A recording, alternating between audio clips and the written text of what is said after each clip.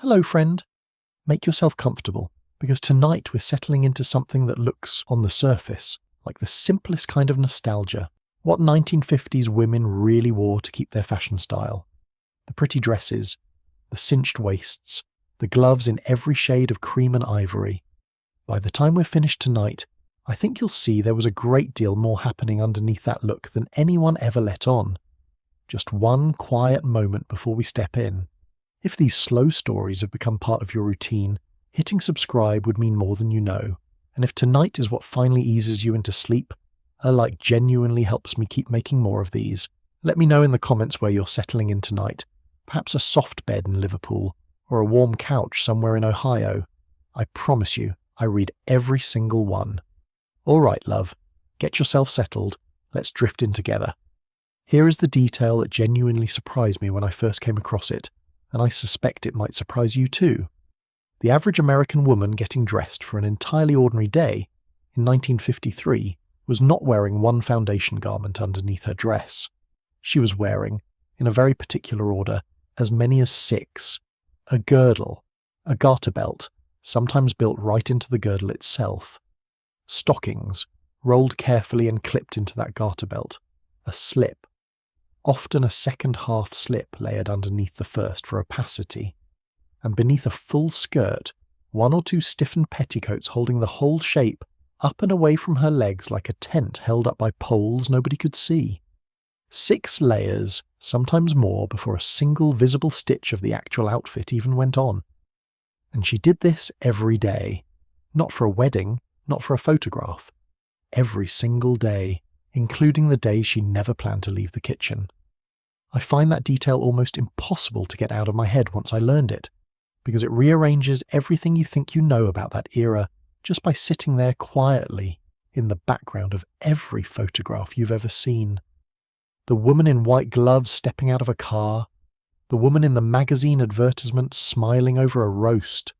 None of them look like they're wearing 6 layers of structural engineering under a cotton dress. That was the entire point. The labour was supposed to disappear completely, and it very nearly did for about 70 years, until people started asking what was actually under there. Let your shoulders drop, let your hands rest. Good. Now let's go find out what that morning actually looked like. Forget the magazine version for a moment. Forget the woman stepping out of a convertible in white gloves with her hat tilted just so, sunlight catching the seams of her stockings as she crosses the street. That's the photograph. That was never the morning. The real version starts in the dark, in a small frame house 2 blocks from the rubber plant on the edge of Akron, Ohio, the kind of street where half the husbands clock in for the same morning shift, hers included. Her name is Eleanor. She's 29 years old, married 5 years now to a man named Walter, who has worked the line at the plant since before the two of them ever met.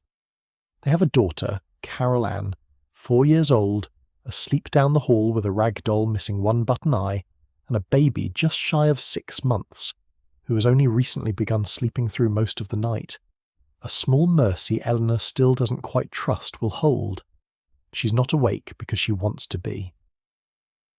The alarm clock on the nightstand, the small tin kind with 2 bells perched on top like a pair of ears, has just gone off, and her hand finds it in the dark and silences it before it can wake anyone else in the house.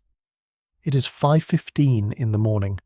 maybe 5:30 if she's been lucky enough to oversleep a little, and there is a particular kind of cold that exists only in that hour,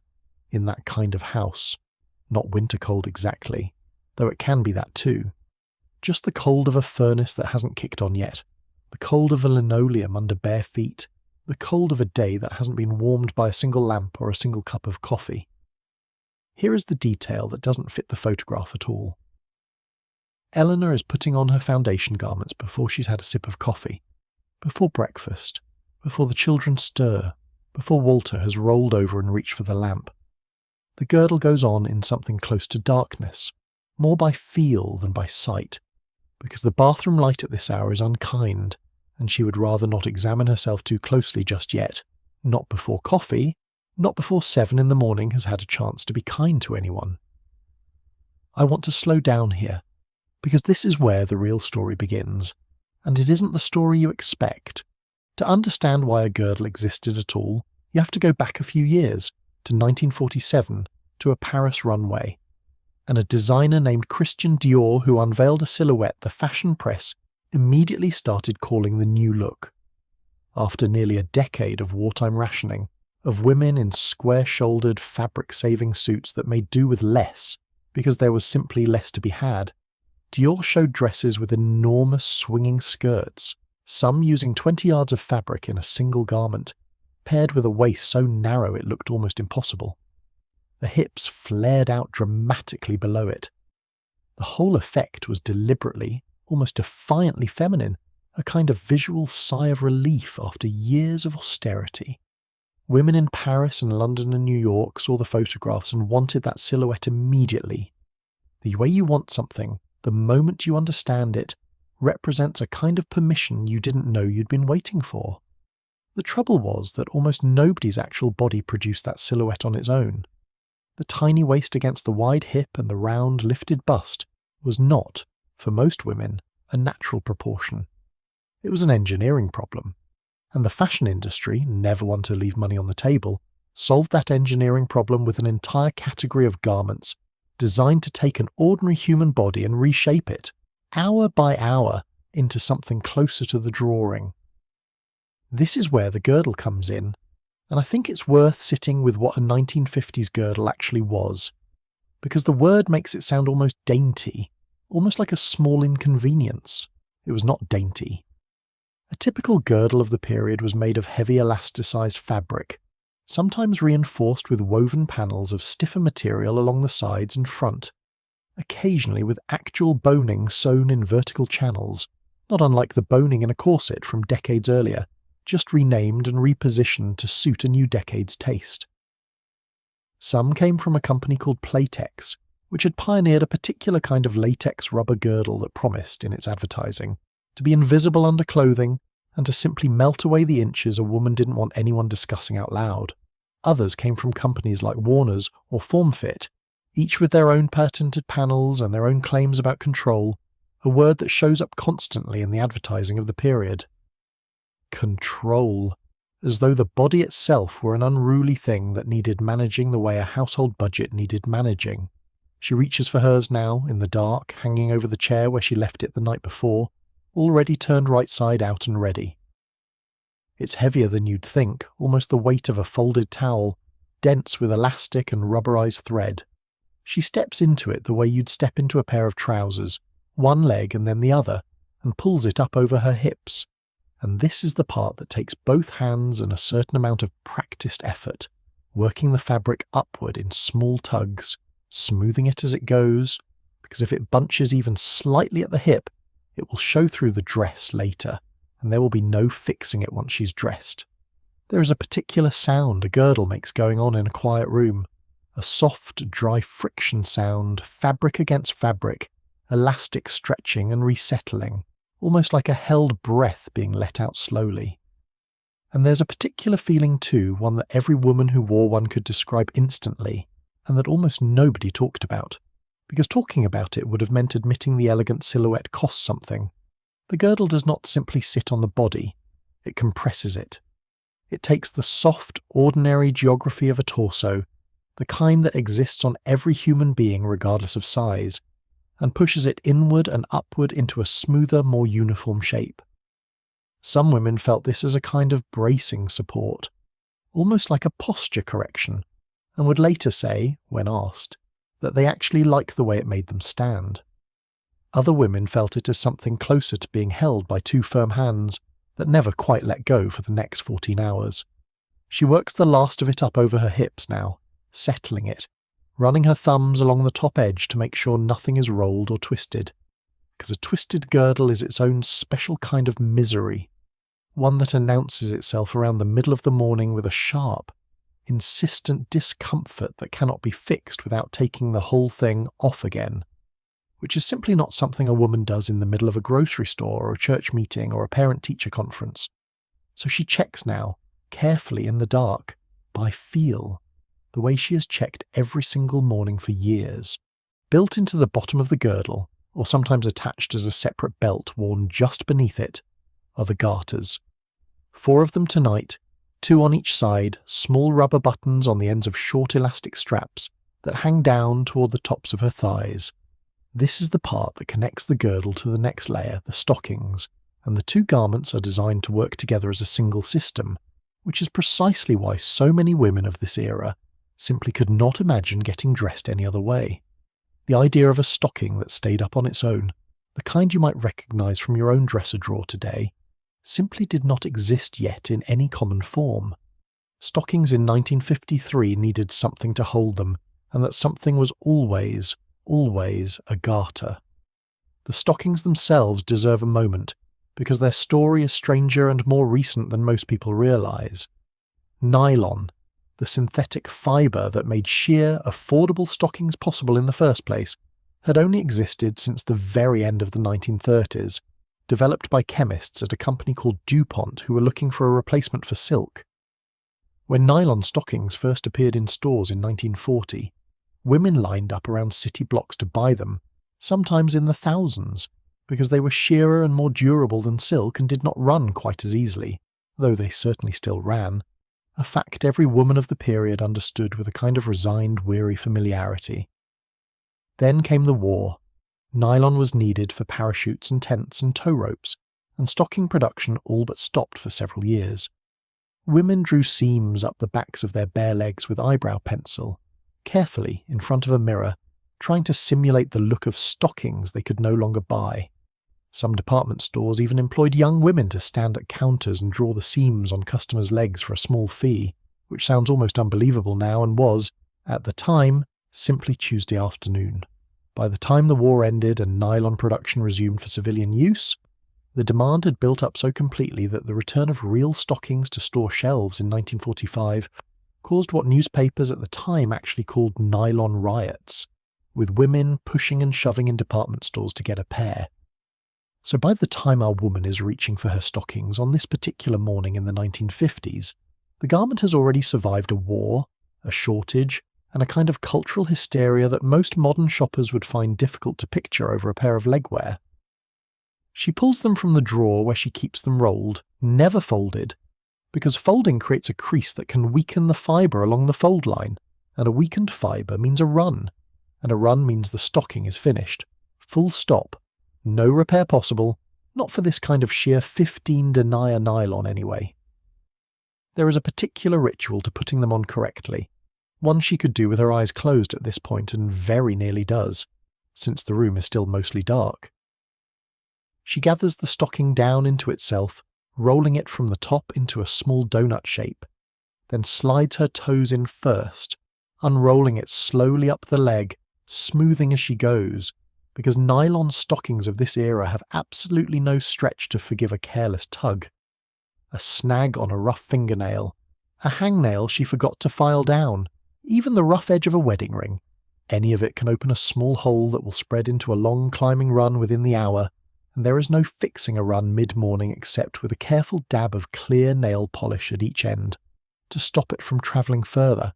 a trick every woman of the period knew, and most of them kept a small bottle of clear polish in their handbag specifically for that purpose.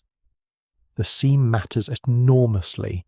and this is something else people forget. Fully fashioned stockings, the kind with a visible seam running straight up the back of the leg, were not decorative the way they might look now. They were a structural feature of how the stocking was knitted,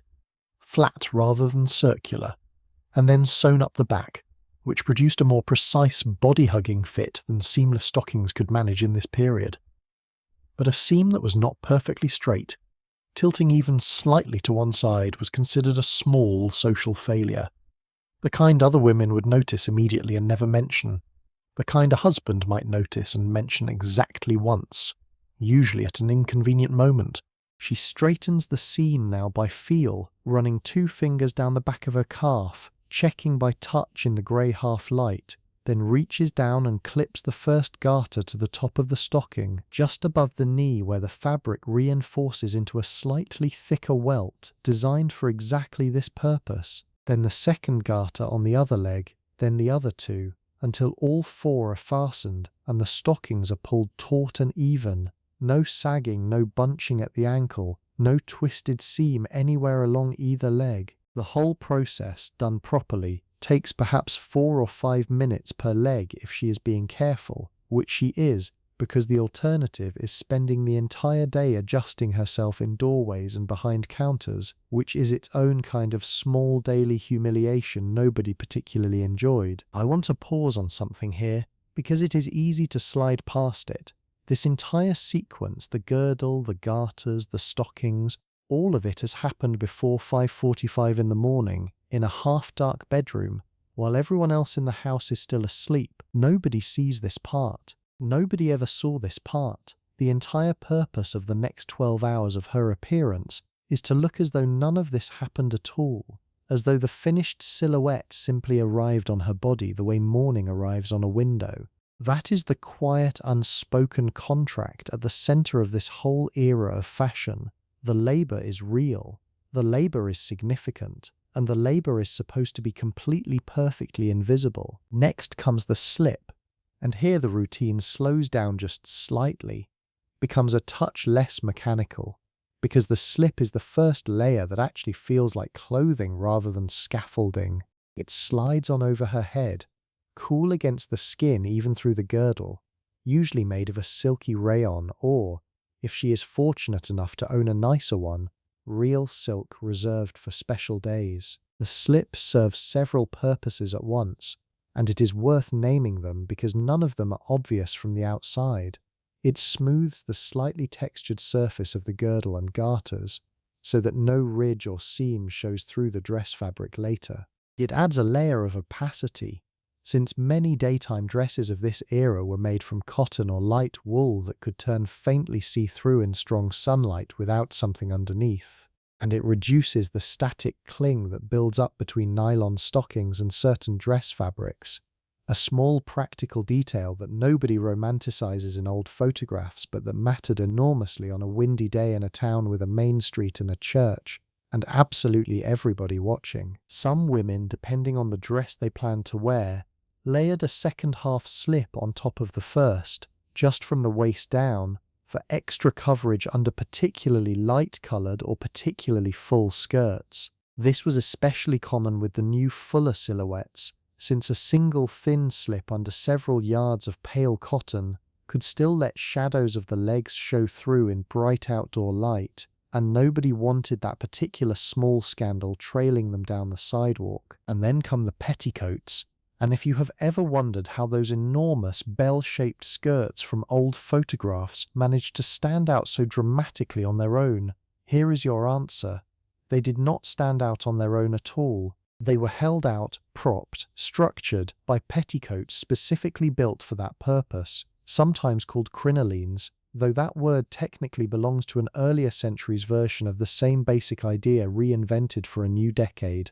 A typical 1950s petticoat was made of stiffened cotton, sometimes net or tulle, sometimes treated with a starch or sugar water solution at home and left to dry into a crisp, almost crackling stiffness, the kind that could practically stand up in the corner of a closet on its own if you propped it just right. She owns two hanging side by side on padded hangers in the closet, because the fuller the skirt of the dress she plans to wear today, the more layers of petticoat she will need underneath it to support that fullness properly, one alone for an ordinary cotton day dress with a moderately full skirt. Both together for anything with real drama to it, the kind of skirt that needs to swing when she turns rather than simply hang. She lifts the first one off its hanger now, and it makes a sound as it moves, a dry, papery rustle, almost like wind through dead leaves. And this sound, more than almost anything else in the whole routine, is something women of this era associated instantly and specifically with getting dressed.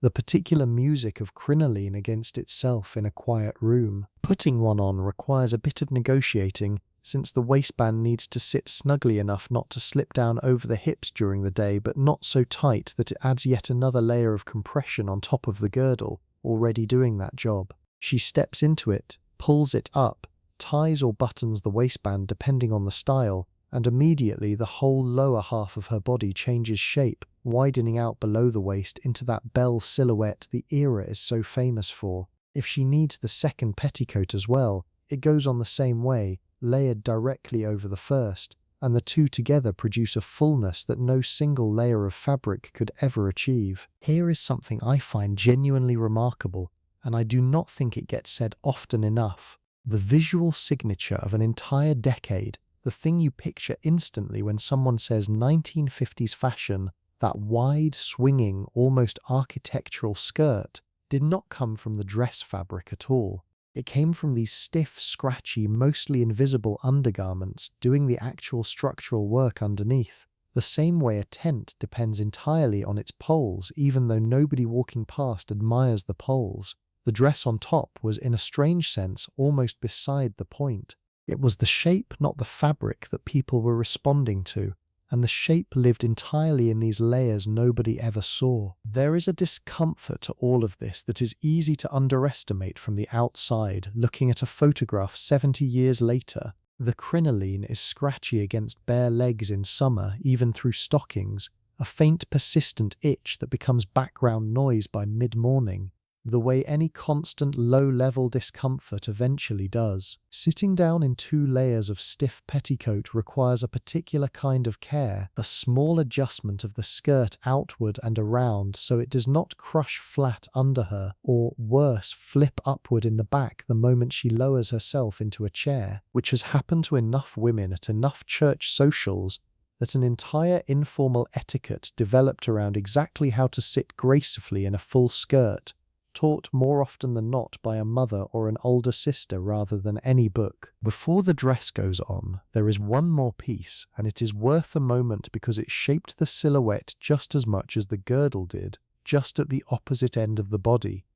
The bra of this period was not designed simply to support, it was designed to sculpt, producing a rounded, lifted, very distinctly pointed shape that fashion historians now refer to, somewhat affectionately, as the bullet silhouette, made famous by manufacturers like Maidenform, whose advertising campaigns of the era are still talked about, the ones with the slightly surreal tagline about dreaming you were somewhere unusual while wearing one of their bras, a campaign so strange and so memorable that it ran in various forms for roughly 2 decades. She fastens hers now, adjusting the straps, and it sits over the top of the slip with the kind of firm structure that, combined with the girdle below, produces the complete silhouette the whole outfit has been building toward this entire time. Narrow waist, rounded, lifted bust, full hips and skirt below.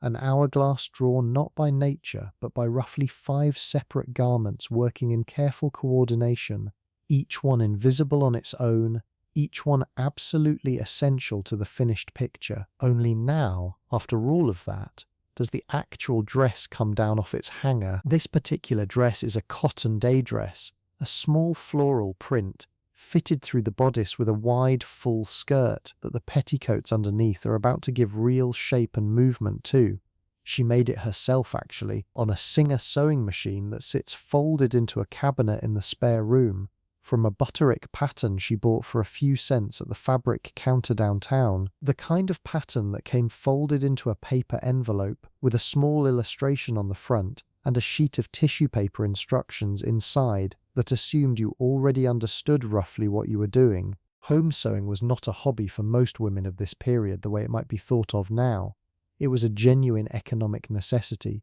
a way to have several dresses for the price of fabric and thread, rather than the much higher price of a finished garment from a department store, and a reasonably skilled woman could turn out a presentable dress in an evening or 2 of careful work after the children were asleep. The dress goes on over her head carefully so as not to disturb her hair, which has its own elaborate story we will get to shortly, and she reaches behind herself for the zipper, working it up part way before having to stop, arm bent at an angle that is, frankly, somewhat absurd when you actually think about it. The kind of contortion every woman of this era simply accepted as part of getting dressed, and that nobody questioned because there was no alternative yet, no zipper placed conveniently at the side, not on most dresses of this style. If her husband is awake by now, he might come zip the rest of the way up for her, a small domestic moment that shows up in countless memoirs and oral histories of the period. This particular tiny act of marital cooperation required simply to finish getting dressed in the morning. Once zipped, it settles over the petticoats and immediately takes on their shape, the skirt swinging out and away from her legs with that distinctive belle silhouette, the waist drawn in tight by the girdle underneath, the whole effect snapping into place the moment the zipper closes. She checks herself in the mirror now properly for the first time this morning, turning slightly to each side, smoothing the skirt down with both palms, checking that no edge of the slip shows below the hem, no seam line shows through at the hip. Nothing about the elaborate machinery underneath gives itself away to anyone looking at the finished result, and if she has done everything correctly, nothing will. The dress will simply look like a dress, pretty and fitted and full, and the 6 layers of structural labor holding that shape in place for the next 14 hours will remain exactly where they are supposed to remain, which is to say entirely unmentioned. Now we need to go backward for a moment to the night before, because the hair you see in any photograph from this decade was never built in the morning. It was built the night before, while she slept, or more honestly, while she tried to sleep, which is its own small ordeal worth describing properly. The evening before, after the dishes were done and the children were down and the house had gone quiet, she sat at her dressing table with a damp comb and a small bag of metal and rubber rollers, sometimes plastic ones if her husband's last paycheck had stretched far enough to replace the older set, and began the long methodical work of setting her hair section by section. Each section gets combed smooth, wound around a roller from the ends up toward the scalp, and secured with either a metal clip or, in the case of the older bristle rollers, a long pin pushed through at an angle that takes some practice not to jab directly into the scalp, a lesson most women of this era learned exactly once, painfully, and never forgot. A full set could mean anywhere from a dozen to upward of 30 individual rollers, depending on how elaborate the intended style was and how thick her hair happened to be. And the whole process, done properly and not rushed, could easily take the better part of an hour, sitting at that small mirror under a single bulb, working through section after section while half listening to the radio in the other room, or to her husband moving around getting ready for bed. And then she slept in them. This is the detail that tends to stop people cold when they first hear it, because it sounds almost like a punishment rather than a beauty routine. An entire night, 6 or 7 hours, lying on a pillow studded with a few dozen hard metal or plastic cylinders, each one secured with a clip or a pin that has a small but real capacity to dig into the scalp if she rolls onto the wrong side in her sleep. Some women developed an almost unconscious habit of sleeping carefully on their backs, specifically to protect the set, a habit that once learned simply became permanent, the way certain small accommodations to discomfort quietly become identity over enough repeated nights. There was an entire secondary economy built around making this slightly more bearable. Specially designed sleep caps, soft and stretchy, that could be pulled on over the rollers to keep them in place and muffle some of the hardness against the pillow. Satin pillowcases, which several women swore by, claiming they reduced both the discomfort and the frizz that cotton pillowcases seem to encourage overnight. None of it eliminated the basic fact of the thing, which is that achieving the smooth, rounded, carefully controlled hairstyles of this decade required, for most women, an actual physical sacrifice of comfortable sleep night after night for years in exchange for a look that would later be photographed and remembered as effortless. In the morning, the rollers come out one by one, unwound carefully so as not to pull or stretch the curl before it has had a chance to set properly, and what is left underneath is a head of tight, springy curls that have to be brushed and shaped into the actual finished style, which for this particular morning is a fairly classic shoulder-length set, smooth at the crown and slightly curled under at the ends, the kind of look that magazines of the period called soft and feminine without ever once mentioning the metal cylinders and disrupted sleep required to produce it. If her hair needed more help than a simple set could provide, there was also the Home Permanent, a product that arrived on the market with enormous fanfare in the late 1940s under brand names like Tony, whose advertising slogan, "Which is which," played on the idea that a home perm could produce results indistinguishable from an expensive salon treatment, a claim that was, generously speaking, somewhat optimistic. A home perm involved winding small sections of hair around tiny rods, saturating them with a chemical solution that smelled sharply of ammonia, and waiting, sometimes for an uncomfortably long stretch of time, while the solution worked its way through the hair structure to produce a lasting curl. The whole kitchen would smell like it for the rest of the day, a smell several women of this generation can still describe instantly decades later, sharp and faintly chemical, mixed in memory with the particular Sunday afternoon boredom of sitting still for an hour with your head full of small plastic rods, while a sister or a friend or your own mother managed the timing. For women who could afford it, or who simply preferred not to manage all of this themselves, there was the beauty parlor, a weekly or bi-weekly appointment that functioned as something between a grooming necessity and a genuine social occasion. Sitting under the large hooded dryers that lined the walls of nearly every small-town beauty shop in America, hair freshly set, reading a magazine or simply talking with whichever other women happened to be under dryers nearby, was one of the few times in a week that was entirely, unapologetically about her, a small pocket of time carved out of an otherwise relentlessly other-directed schedule. The beauty parlor visit shows up again and again in oral histories of this period, with a kind of fondness that the rest of the beauty routine rarely gets, precisely because it was, in its own modest way, a respite rather than another item on the long list of things expected of her. And then there is hairspray, which deserves its own small mention, because the modern aerosol version had only recently become widely available, and it changed the finishing step of the whole routine considerably. The light mist sprayed over the finished style locked everything into place for the day ahead, resistant to wind, resistant to humidity, resistant to the small accidents of an ordinary day that might otherwise have undone an hour of careful work in about 4 seconds. Brands like Aquanet became household names almost overnight, their distinctive cans a fixture on dressing tables across the country, and the smell of hairspray in a small bathroom in the morning became, for an entire generation of women, simply the smell of getting ready, as unremarkable and as permanent a part of the morning as the smell of coffee downstairs. She finishes now with a light spray, just enough to hold the curl without stiffening it into something unnatural,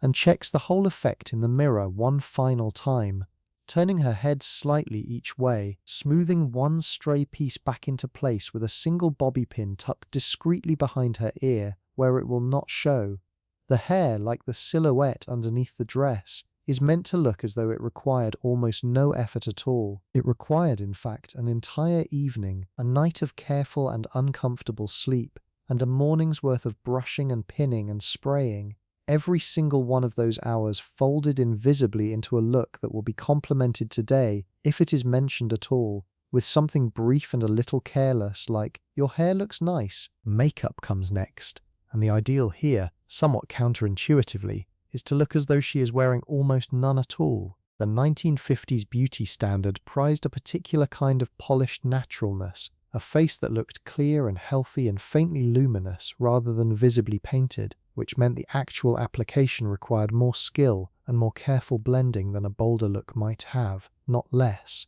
A light foundation, usually a cream rather than the powder compacts of earlier decades, smoothed over the skin to even the tone without sitting visibly on top of it. A touch of rouge, blended carefully into the apples of the cheeks, just enough to suggest good colour rather than obvious colour. A thin, precisely shaped eyebrow, often plucked considerably thinner than its natural line, and redrawn slightly with a soft pencil. A look that takes a moment to notice in old photographs, and then becomes impossible to stop noticing once you have. And then the lipstick, which functions almost as the single defining gesture of the whole face. Reds were dominant this decade, though the exact shade carried its own quiet code, a deeper, almost wine-toned red for daytime in some social circles, a brighter, more coral-leaning red favoured in others, the choice often inherited from a mother or copied from a favourite actress at the movies, rather than arrived at independently. She applies hers now with a small brush rather than straight from the tube,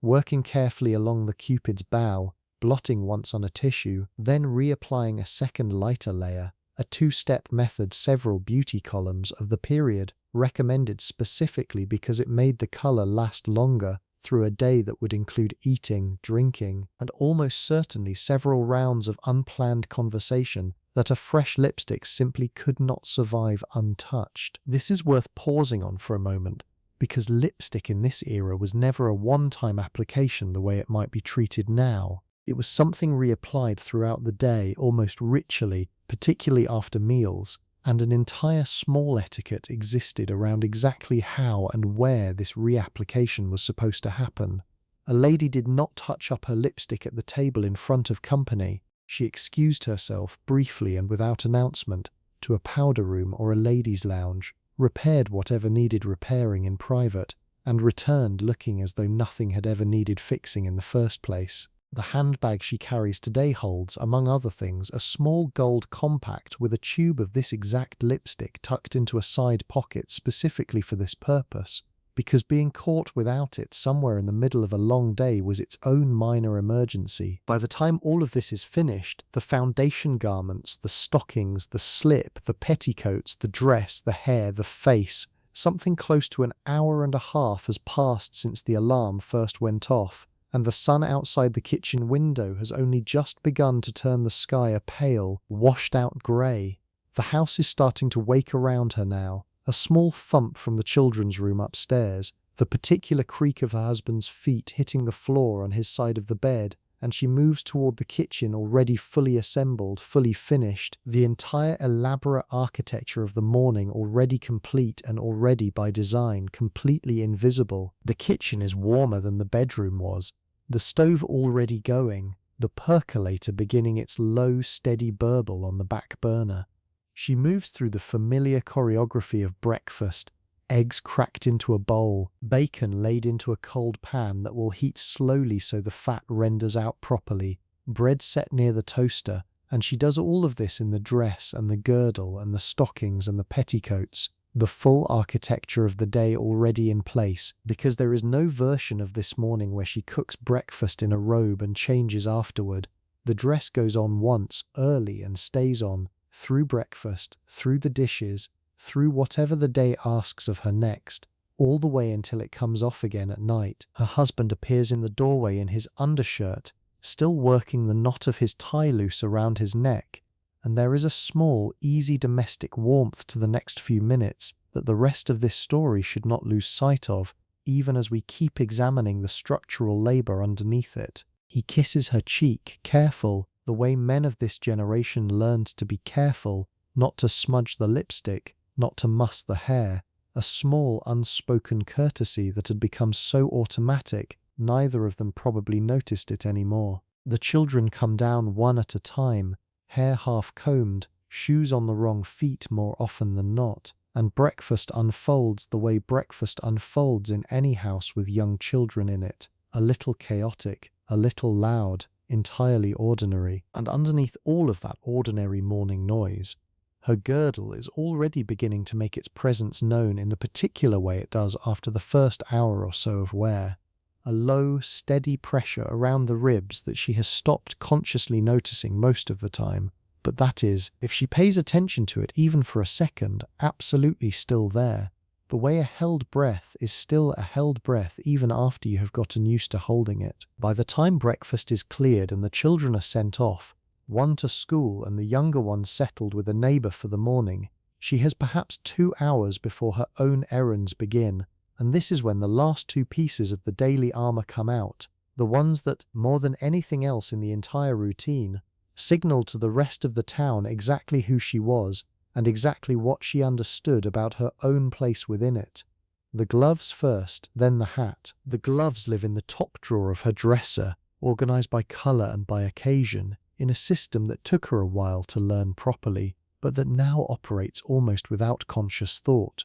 White cotton gloves for ordinary daytime errands, the grocery store, the post office, a quick stop at the pharmacy, a slightly nicer pair of soft kid leather, pale beige, reserved for anything involving a luncheon or a more formal afternoon call, navy to match a navy suit on the days that calls for it, black, kept separate from the rest, for evening or for funerals, and never confused with the others no matter how rushed the morning happens to be. This was not optional, I want to be very clear about that, because it is easy, looking back from now, to mistake gloves for a simple accessory, a small decorative flourish a woman could choose to wear or not, depending on her mood that morning. They were not optional in any meaningful sense. A respectable woman in this era simply did not appear in public with bare hands, not for an ordinary errand, not for a quick walk to the corner store. Bare hands in public were associated, fairly or not, with women who had given up on respectability entirely,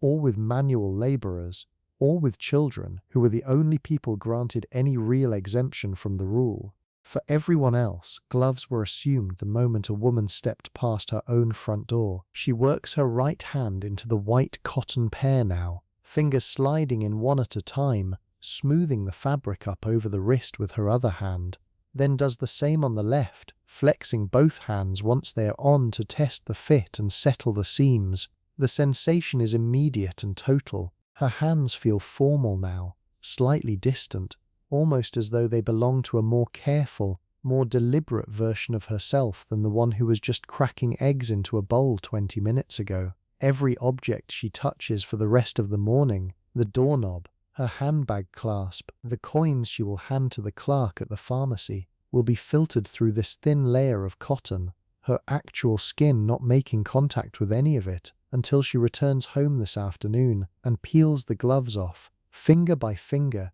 in the privacy of her own front hallway. There is a hidden practicality to all of this that the etiquette books of the time rarely admitted to directly, though everyone understood it anyway.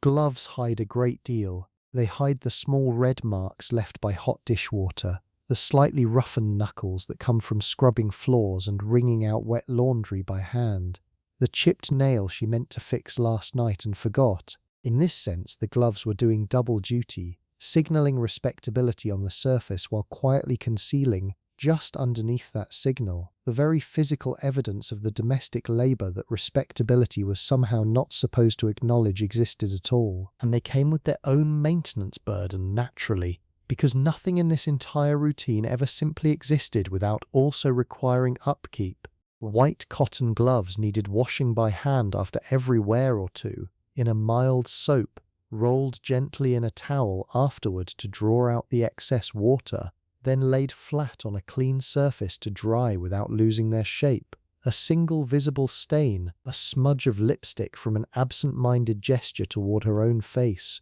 a faint trace of ink from a fountain pen at the post office, rendered the entire pair unwearable until it could be properly cleaned, which meant most careful women owned at least 4 or 5 pairs in regular rotation, simply to ensure there was always a clean set ready when the previous pair was drying on the windowsill. If she somehow forgot them, and it did happen occasionally, in the rush of a particularly chaotic morning, the feeling, by every account from women who lived through it, was something close to walking outside without having finished dressing at all, exposed, underdressed, certain that every person she passed on the sidewalk had noticed immediately and drawn some small private conclusion about her household, about whatever quiet failure had led to bare hands in public on an ordinary Tuesday. She checks now, out of habit more than actual concern, that both gloves are properly settled, smooth at the wrist, no wrinkle bunched awkwardly at the base of a finger,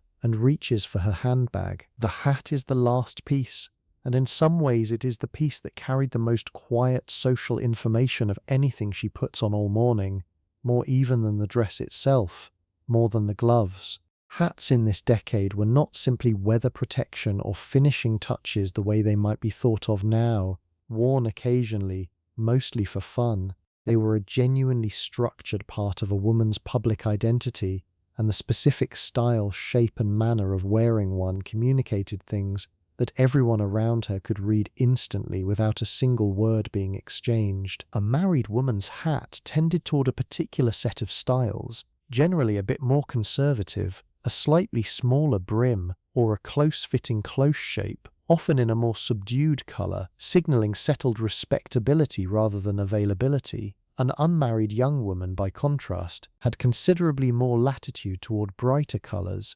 larger or more dramatic brims, more elaborate trims of feather or net or silk flower, a kind of visual permission to be looked at that simply was not extended in quite the same way to a married woman past a certain age. None of this was written down in any single official rulebook anywhere. It did not need to be. It was absorbed the way most social rules of this kind are absorbed, by watching, by noticing what your mother wore, and what her friends wore, and what felt right, and what felt slightly, indefinably wrong, until the rules simply lived inside you without ever once being stated out loud. She reaches for hers now, a simple straw hat with a moderate brim and a single band of dark grosgrain ribbon around the base. Appropriate for a Tuesday morning of errands, nothing she would wear to church on Sunday, and nothing she would wear to an evening function either, a hat calibrated precisely to the occasion, the way every hat in her small collection is calibrated to some specific category of event. Setting it correctly takes a moment of real attention in front of the mirror, tilted just slightly forward and to one side, not so far that it looks careless, not so straight that it looks stiff, the exact angle a matter of personal taste, calibrated against years of small adjustments and the occasional unkind comment from an aunt at a family gathering years ago that she still, if she is honest with herself, has never quite forgotten. Hat pin secured against the wind, slim and sharp, pushed carefully through the hat and into the set hair beneath without disturbing the curl she spent an entire uncomfortable night and a careful morning achieving. Some hats of this period included a small attached veil, a fine net that could be lowered partway over the eyes for a more formal or more flattering effect, though hers today is a plainer style without one. She checks the angle one final time, adjusts a single pin and steps back from the mirror. Here is something worth knowing, because it surprises almost everyone the first time they hear it. The rule about wearing a hat in public extended even into spaces where you might assume it would be considered impolite. Inside a church, for instance, men were expected to remove their hats the moment they crossed the threshold, a gesture of respect understood by absolutely everyone. Women did the opposite. A woman kept her hat on throughout the entire service. Removing it would have been the socially awkward choice, not the polite one, because for a woman the hat was understood as a completed part of her dress rather than an outer layer that needed shedding indoors the way a coat did. The same logic extended to restaurants, to social calls, to most indoor public settings during the day. A lady removed her gloves once seated for a meal. She did not generally remove her hat. This distinction tells you something quietly important about how differently the two genders' public appearances were understood during this period. A man's hat was outerwear, functional, removed the moment its function ended. A woman's hat was identity, finished, complete, as much a part of her public self as the dress underneath it, and removing it indoors would have felt, to most people of this era, faintly undressed. Almost the way removing a piece of the dress itself might feel. She gives herself one final look in the mirror by the front door. The full effect now complete from the crown of her hat down to the seams of her stockings. 6 invisible layers and 3 visible ones working together into a single, finished impression that took roughly 2 hours to construct, and that will be judged by everyone she encounters for the rest of the day in something under 5 seconds. Stepping out the front door, there is one more invisible layer to all of this that has nothing to do with fabric or elastic at all. And that is posture. An entire culture of deportment training existed alongside the physical garments, reinforcing and reinforced by them in equal measure. Charm schools, finishing courses, and an enormous library of etiquette manuals all taught a specific way of carrying the body that the girdle, frankly, made considerably easier to achieve and considerably harder to abandon even when she wanted to. Shoulders back, chin level, never tilted up in a way that could look haughty, never down in a way that could look timid, a particular gliding quality to the walk, weight moving smoothly from heel through to toe, hips remaining level rather than swaying, the whole effect aimed at a kind of effortless, composed grace that in practice required almost constant low-level muscular attention to maintain. Books with titles promising to teach a woman how to walk, how to sit, how to enter a room properly, sold in genuinely impressive numbers throughout this decade, and many high schools and even some workplaces offered actual posture classes, sometimes taught by women who had once modeled or worked in retail and had absorbed this particular body language as professional training before passing it along to a new generation of ordinary women who simply wanted, reasonably enough, to move through the world without drawing the wrong kind of attention. The girdle assists with all of this more than people realize, holding the torso in a slightly more upright position almost automatically, the same way a firm wrap holds an injured joint in place without the wearer needing to consciously think about it every second. Several women interviewed decades later about their experiences with girdles described this exact effect,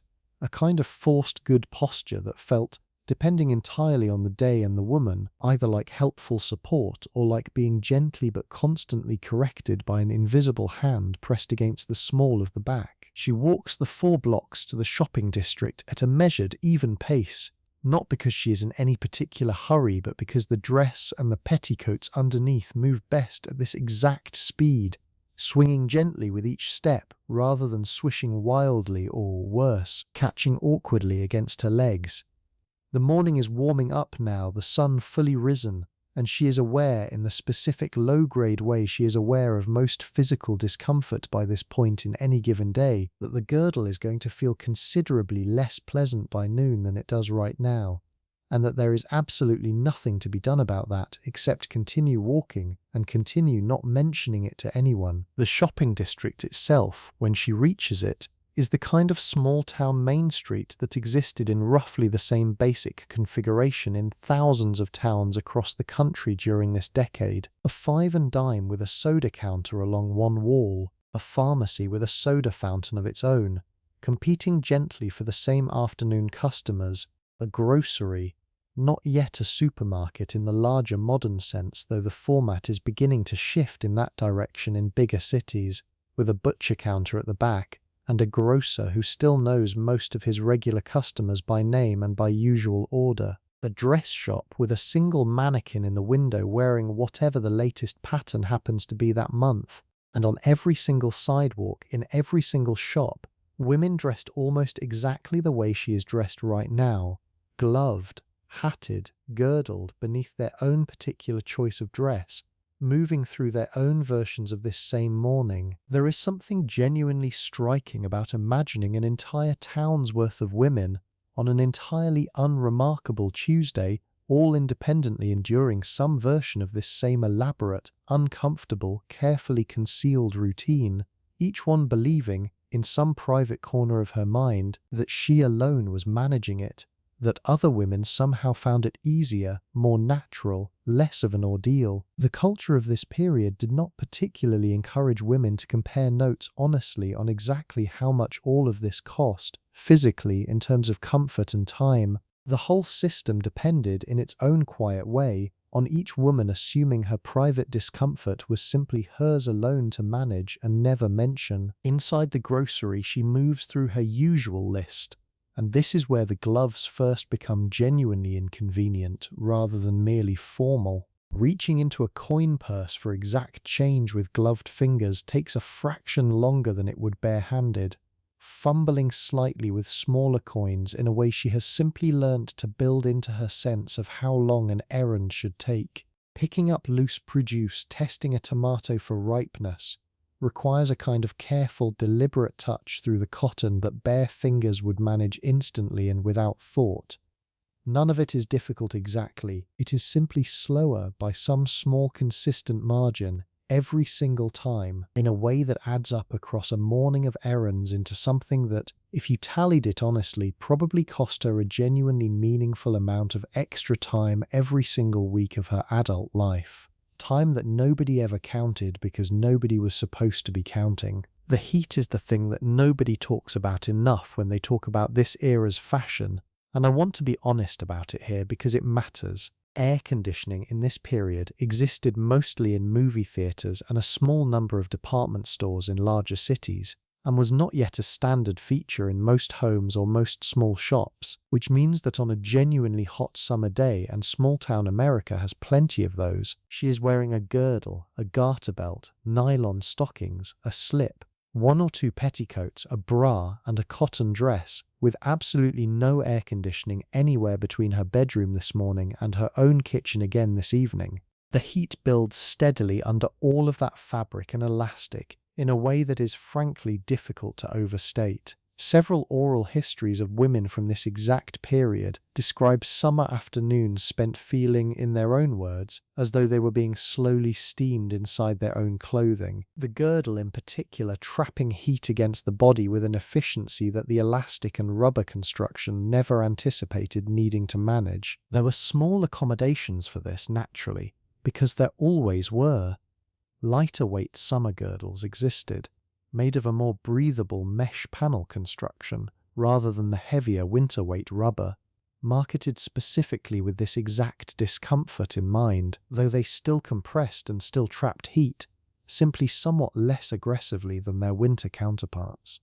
A handkerchief, carried in the handbag alongside the spare lipstick and the clear nail polish for stocking runs, became, on the hottest days, less an accessory and more a small essential tool, dabbed discreetly along the hairline or the back of the neck in a doorway, or behind a closed shop where nobody could see the effort being expended to maintain an appearance of cool, unbothered composure in 90-degree heat under 5 layers of clothing. A run does happen today, as it happens most days eventually, a small snag against the rough edge of the grocery's wooden produce bin, catching the stocking just above her ankle and immediately beginning to climb, a fine, fast-moving ladder of unraveled thread visible the moment she glances down. She does not panic, because panicking about a stocking run in public is its own small social misstep, but she does step quickly into the relative privacy of the pharmacy's narrow side aisle, retrieves the small bottle of clear nail polish from her handbag, and dabs a careful drop at both the top and bottom of the run, holding still for the brief moment it takes to dry enough not to smear, stopping its progress for now, though the stocking itself is essentially finished as far as future wear goes, destined for the mending basket tonight, or, more likely given the fineness of the nylon, simply for the rag bin. This kind of small emergency happened constantly,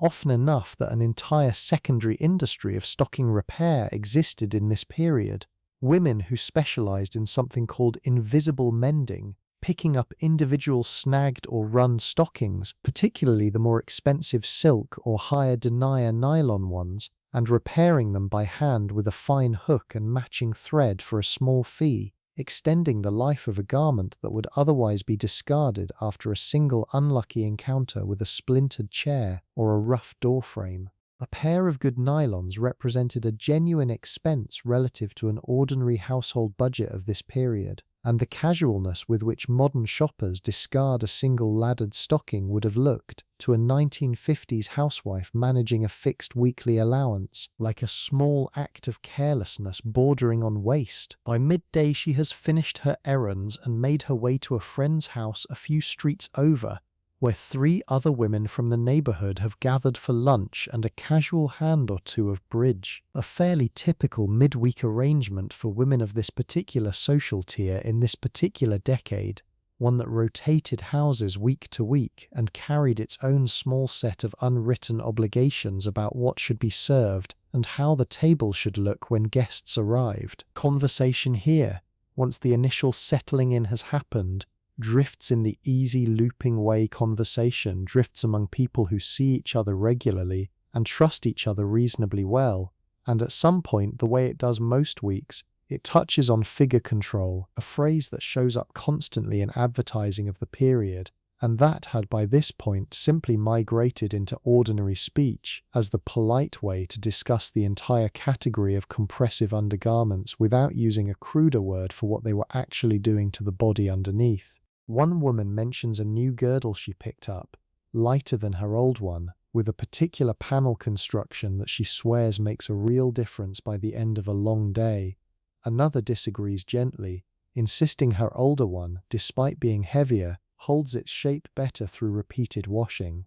This is, in its own modest way, genuine expertise being shared, women trading hard-won practical knowledge about products that mattered enormously to their daily comfort, and that the manufacturers themselves were not always entirely forthcoming about in their advertising copy. Diet comes up too, inevitably, because the same silhouette that the girdle was built to enforce from the outside was also, for many women of this era, something they felt pressure to approximate from the inside as well, through eating less, through the kind of casual, constant self-monitoring that this decade's beauty culture treated as simply ordinary feminine diligence, rather than anything worth examining too closely. Products with names like AIDS, a caramel-flavored candy marketed specifically as an appetite suppressant, meant to be eaten before meals, sold briskly throughout this period, advertised in women's magazines with a cheerful, breezy tone that gave no hint of how seriously some women came to rely on them. Calorie counting, though not nearly as quantified or app-driven as it would become decades later, was a real and present feature of how many women thought about their own eating, a quiet background hum of self-assessment that ran alongside the girdle's external compression like two halves of the same basic project. I do not want to flatten this into something simple, because it was not simple.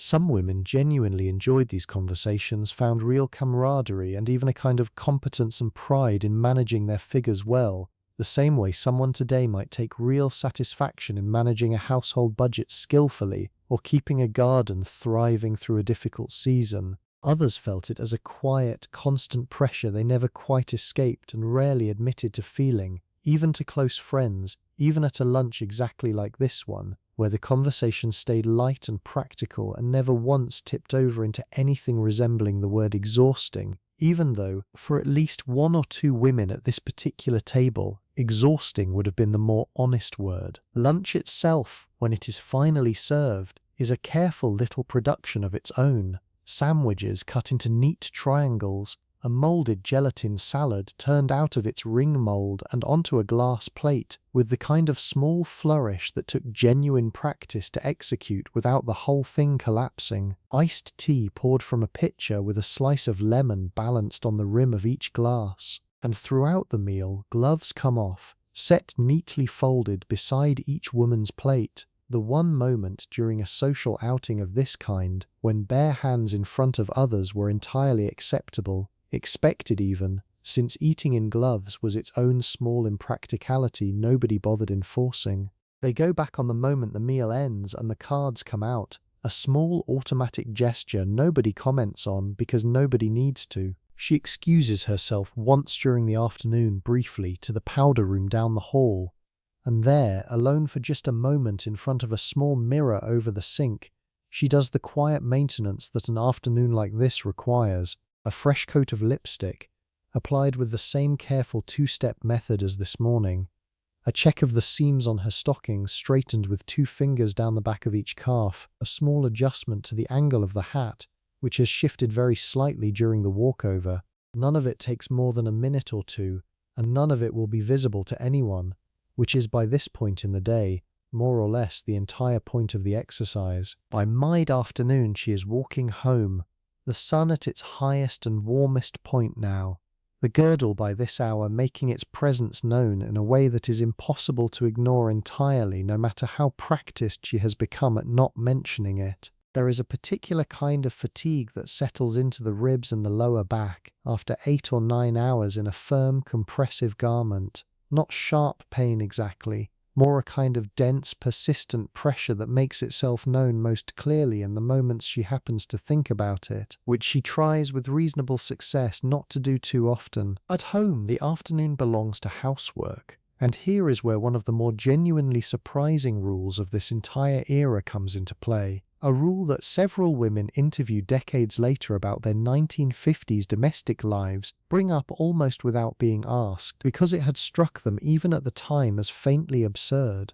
The expectation that a woman remain reasonably presentable while doing housework, not necessarily in full hat and gloves, those generally came off the moment she returned indoors, but certainly in a clean dress, with her hair and lipstick intact, in case the doorbell rang. This was not paranoia. It was a real and recognized possibility in a world before everyone had a telephone in every room, and certainly before anyone had any way to screen an unexpected visitor before opening the door. A neighbor might stop by. A delivery man might need a signature. Her husband's employer's wife might decide on an impulse to pay an unannounced afternoon call, the kind of social visit that genuinely happened in this era with some regularity, and that a woman caught looking disheveled in an old house dress with her hair still in pin curls and no lipstick on, would experience as a small but real social embarrassment, the kind that might get mentioned later indirectly in conversations she was not present for. So she changes once home out of the good cotton dress she wore to lunch and into a slightly more practical house dress, a simpler cut in a sturdier washable fabric, but the girdle stays on underneath, and so does a lighter version of the makeup. And so, in some households, though not necessarily this one, does a fresh apron tied neatly over the top of everything, less for practicality at this particular moment than for a kind of visual signal, the apron functioning almost as a costume piece that said quite clearly to anyone who happened to glance through a window, "I am industriously managing my home right now. Please notice the effort." Magazine advertising of this period reinforced this expectation relentlessly, with copy that now reads as almost startlingly direct about what was being asked of women. Advice columns and product advertisements alike counseled wives to freshen their lipstick and tidy their hair before their husbands returned home from work each evening, framing it not as vanity but as a kind of marital duty, a small daily gift of effort that a good wife simply gave without being asked. The underlying assumption being that a husband coming home to a tired, dishevelled wife after his own long day at work represented some kind of minor domestic failure on her part, rather than simply the ordinary, unremarkable appearance of a person who had also worked hard all day. She vacuums the front room in low-heeled house shoes rather than her good shoes, though plenty of women of this exact period and social class genuinely did housework in low pumps, rather than anything resembling bare feet or flat slippers, a detail that tends to astonish people now, and that reflects just how thoroughly the expectation of a finished, presentable appearance had worked its way into even the most private, unobserved hours of a woman's day, hours when, by any reasonable logic, nobody at all was watching. I want to step outside this one particular Tuesday for just a moment, because it would be a mistake to let you believe every 1950s woman lived out an identical version of this exact day. The broad architecture, the girdle, the stockings, the gloves, the hat, repeats across an enormous range of American households during this decade, but the specifics shift considerably depending on where she lives, what she does, and how much money moves through her household in a given month. Maybe she is not a housewife at all, but a secretary in a downtown office, riding a bus in from a streetcar suburb each morning, wearing the same basic foundation garments underneath a slightly more tailored, businesslike dress. Her hat a smaller, neater style suited to sitting at a desk all day rather than sweeping through a department store. Her stocking runs happen at a typewriter rather than a grocery counter, the rough edge of a desk drawer or a filing cabinet doing the damage instead of a wooden produce bin. And her lunch hour, rather than bridge with neighbours, might be spent eating a sandwich quickly at her desk so she can spend the rest of the break in the building's ladies' room, repairing whatever the morning commute did to her hair and her lipstick before the afternoon shift of dictation begins. Maybe she is a farm wife somewhere in Iowa or Nebraska, and her version of this routine bends considerably under the actual demands of her day, which might include feeding livestock before dawn, and working alongside her husband in a way that a downtown department store mannequin never had to account for. She likely still owns a girdle and stockings and a good hat for church on Sunday, but her everyday house dress is sturdier, looser, built for genuine physical labor rather than careful composure, and the elaborate hour-and-a-half morning routine we just walked through compresses, out of pure necessity, into something considerably faster and considerably more practical on most ordinary weekdays, reserved in its fuller form for town trips and Sunday service rather than every single morning. Maybe she is considerably less wealthy than either of these women, living in a small apartment in a mill town, her husband's wages stretched thin across rent and groceries and very little else, and her one good dress, the one good hat, the single pair of gloves she owns without holes in the fingertips, are worn and re-washed and carefully maintained with a degree of attentive care that a wealthier woman, who might own 6 or 8 dresses in regular rotation, simply never needed to develop. The basic expectation, hat, gloves, girdles, stockings, remains remarkably consistent across nearly every income level in this decade, which tells you something important about just how deeply these particular rules had embedded themselves into the culture. The amount of money available to meet that expectation varied enormously. The expectation itself barely varied at all. And maybe, in the same household as our original Tuesday morning woman, there is a teenage daughter upstairs getting ready for an entirely different kind of day, because the fashion rules loosen considerably for a girl her age, particularly outside of church or formal occasions. A full skirt, often a wide one with a poodle appliqued near the hem, in exactly the style you have probably seen in old photographs, but underneath it a simpler crinoline rather than a true structured girdle, since the compressive undergarments of adult womanhood were generally considered something a girl graduated into around the time she finished high school or got married, not something expected of a 15-year-old heading to a Saturday afternoon sock-op. Saddle shoes and bobby socks rather than heels and stockings for daytime, a ponytail perhaps, rather than the elaborate set hairstyle her mother spent an uncomfortable night achieving.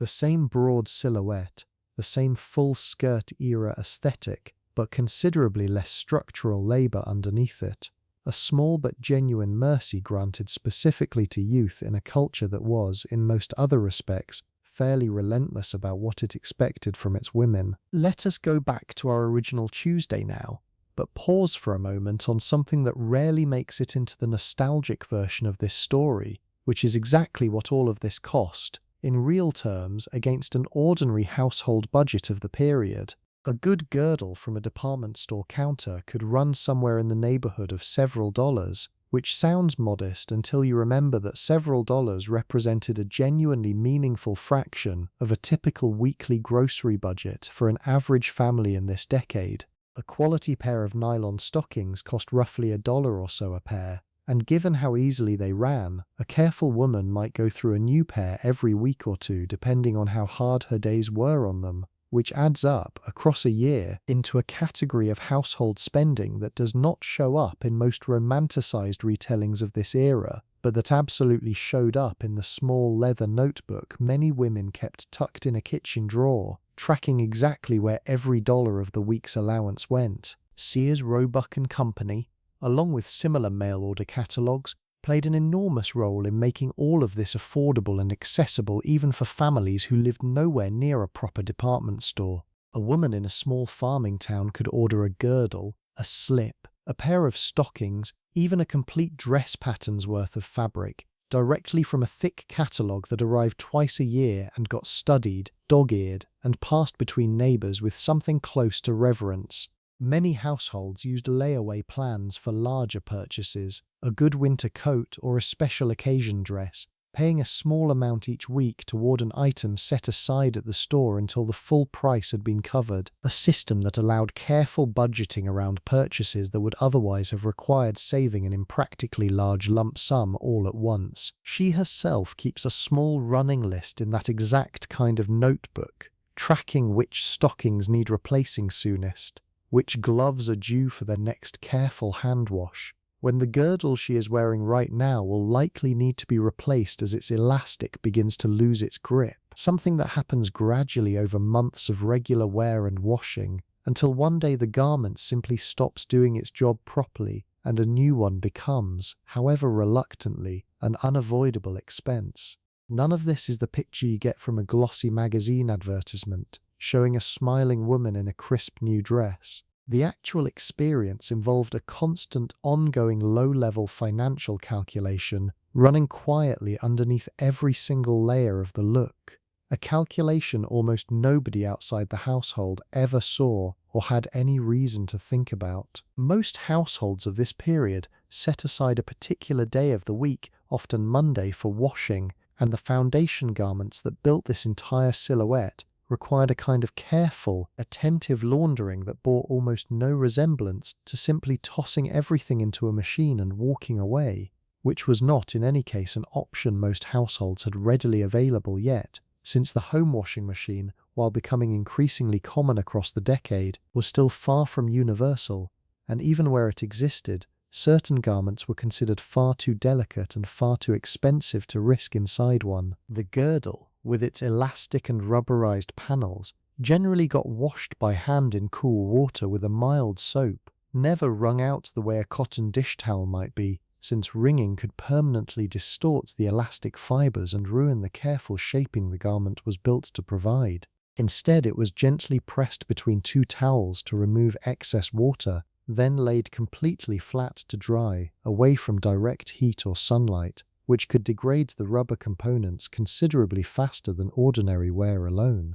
A girdle treated carelessly in the wash might last only a handful of months before its compression weakened noticeably. One laundered with this kind of careful, almost reverent attention could last considerably longer, sometimes a year or more of regular wear, which made this particular core, tedious as it was, a genuinely worthwhile investment of a Monday morning. Stockings, naturally, demanded their own delicate handling, washed individually by hand in lukewarm water, never hot, swished gently rather than scrubbed, then rolled in a towel and hung to dry, usually over the edge of the bathtub or on a small line strung specifically for this purpose in a back room or basement, since hanging delicate nylon stockings out on the main clothesline for the whole neighborhood to see was considered in many households a small breach of modesty nobody bothered explaining, but everybody somehow understood. Gloves, as we already discussed, required their own periodic hand washing and careful flat drying,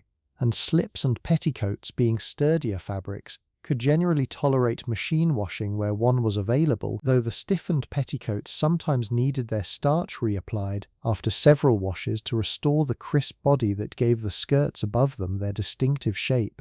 a process some women did themselves with a simple starch solution, and others paid a local laundry service to handle, particularly for the more elaborate special occasion petticoats that needed to hold their shape perfectly for a single important evening. Ironing followed washing, and this was its own substantial undertaking, a heavy iron, often still requiring careful attention to temperature since automatic thermostatic controls were a relatively recent feature not yet present in every household's iron, pressed methodically over cotton dresses, over the broad expanse of full skirts that took considerably longer to iron properly than a simpler, narrower silhouette ever would have, over the collars and cuffs of her husband's shirts, over pillowcases and good tablecloths reserved for company. An entire morning, sometimes an entire day, could disappear into ironing alone in a household with young children generating their own steady supply of small, grass-stained, mud-streaked clothing in need of washing and pressing on top of everything else. I think this is worth sitting with for a moment,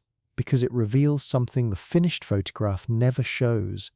The elegant, effortless-looking silhouette of this entire decade required not just 2 hours of assembly each morning, but an entire additional ongoing infrastructure of washing, drying, starching, ironing, and careful storage running underneath it every single week, year after year, an invisible second job layered on top of the housekeeping, the cooking, and the childcare that already filled most of her days. Nobody in the glossy advertisements is shown standing at an ironing board for 3 hours on a Monday afternoon, sweat on her brow, working through a stack of crinolines that need exactly the right amount of starch to stand up properly again by Wednesday. But somebody was doing exactly that in nearly every house on nearly every street in America all through this decade, and her name was rarely recorded anywhere except in the small private gratitude of a family who simply assumed clean, pressed, properly maintained clothing appeared the way clean water appeared from a tap, effortlessly without a single visible hand behind it. Back to our Tuesday now, and the late afternoon light slanting low through the kitchen window means her husband will be home within the hour. She has, by this point, internalized the rhythm of his return so completely that her body seems to know it before the clock does, and roughly 20 minutes before he is due, She steps briefly into the bathroom for what she would never call a touch-up, but that is, in every practical sense, exactly that. A fresh coat of lipstick, a quick pass of the comb through hair that has softened slightly from its morning set, but still holds its basic shape. A check of her reflection that takes perhaps 90 seconds total, and that she has performed, in some version or another, on something close to 2,000 separate evenings since their wedding day, a number she has never once calculated consciously, and would probably find faintly startling if she ever did. He comes through the door at the usual time, tie already loosened, jacket over one arm, and there is the familiar small exchange. "How was your day?" "Fine. Yours?" And the particular quality of relief that settles over a household at this exact hour, the working half of the day finished for him, the cooking and serving half of the evening just beginning for her. Two different kinds of labour handing off to each other in the same doorway at the same moment, neither one acknowledged by the culture around them as quite equivalent to the other, though anyone honestly examining both would have a difficult time explaining why. Dinner tonight is a fairly ordinary affair. A pot roast that has been simmering since early afternoon.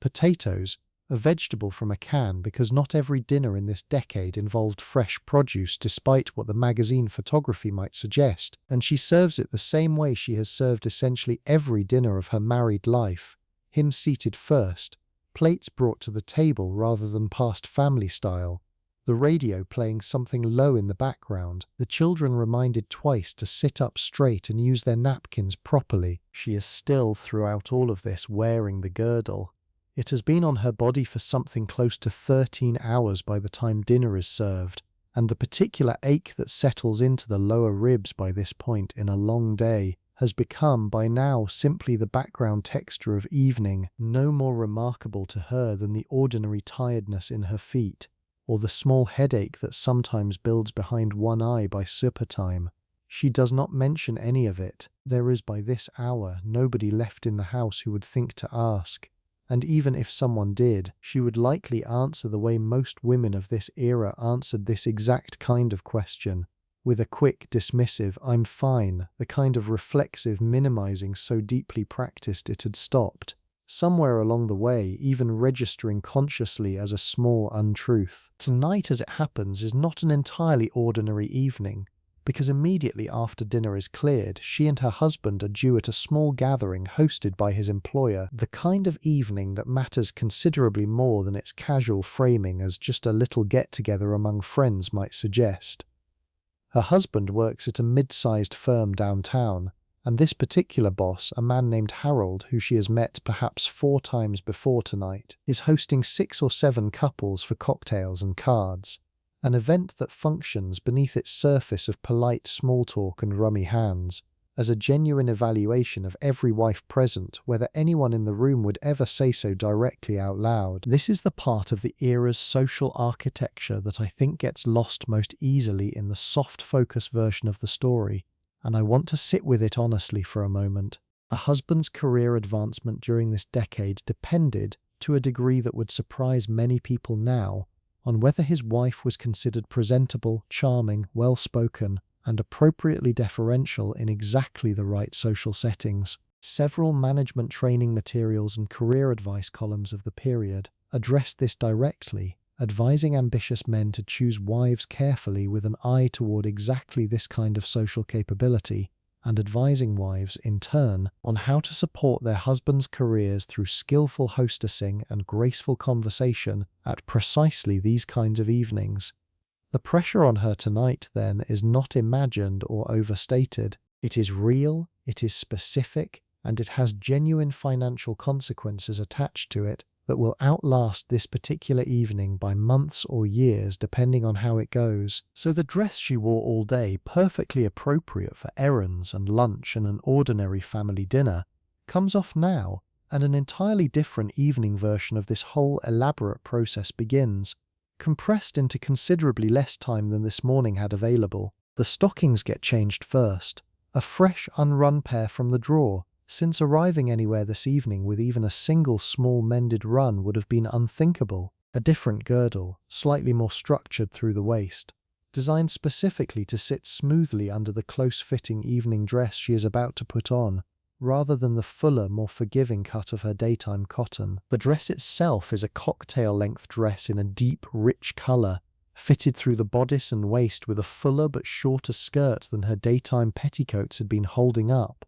requiring its own separate, slightly stiffer crinoline built specifically for this particular hemline. She has owned it for just over a year, purchased at the One Good Dress shop in the next town over rather than sewn at home, a small extravagance she and her husband discussed carefully before deciding it was worth the expense given how often evenings exactly like this one were likely to require it. Her hair, softened slightly from this morning's set, gets pinned up now into a more elaborate evening style, swept back and gathered at the crown with a few curled pieces left loose at the nape of her neck, the kind of look that signals, the way evening hairstyles of this period generally did, a step up in formality from whatever daytime style preceded it. A pair of small pearl earrings, a gift from her mother on her wedding day, go on along with a matching necklace and a light application of perfume, something floral and fairly restrained by later decade standards, gets dabbed at her wrists and at the base of her throat. And then the gloves again, but a different pair entirely from this morning's white cotton, a longer style reaching well past the elbow, in a soft, fine white kid leather reserved specifically for evening occasions of exactly this caliber. These opera-length gloves require an entirely different kind of attention to put on properly, smoothed up the arm in careful, even pulls so the leather sits without a single wrinkle anywhere along its considerable length, and they will, throughout this evening, come partially off and back on again several times in a small practiced ritual every woman present understands instinctively, pushed down to the wrist for the actual handling of a cocktail glass or a canapé, then pulled smoothly back up the moment the hands are free again, a tiny piece of choreography repeated by every woman in the room throughout the entire evening without anyone needing to discuss or coordinate it. She checks herself one final time in the bedroom mirror before they leave, and the woman looking back at her now is, in a real sense, a slightly different person from the one who walked 4 blocks to the grocery store this morning, though built from essentially the same basic principles: compression, concealment, careful calibration to the exact occasion at hand. The stakes tonight are simply higher, and so every layer of the construction has been adjusted accordingly, the way an actor might adjust her performance slightly depending on whether tonight's audience is a school assembly or a paying theatre crowd. The underlying skill the same, the precision required considerably greater. The gathering itself unfolds in Harold's living room, a slightly larger and more formally furnished space than her own, with a bar cart in one corner that gets considerable attention throughout the evening, and a card table set up near the window for the rummy games that will eventually replace standing conversation as the evening's main activity. She greets the other wives with the particular brand of warm, slightly performed friendliness this exact setting calls for, complimenting one woman's dress with specific, genuine-sounding detail, asking another about her children by name, remembering small personal facts from their last encounter that she has, in truth, deliberately reviewed in her head on the walkover specifically so as not to be caught flat-footed tonight. There is a real skill to this kind of conversation, a kind of skill that the culture of this period never quite called a skill out loud, preferring instead to treat it as simple, natural, feminine warmth, rather than the carefully developed competence it actually was. Knowing which topics to raise and which to steer gently away from,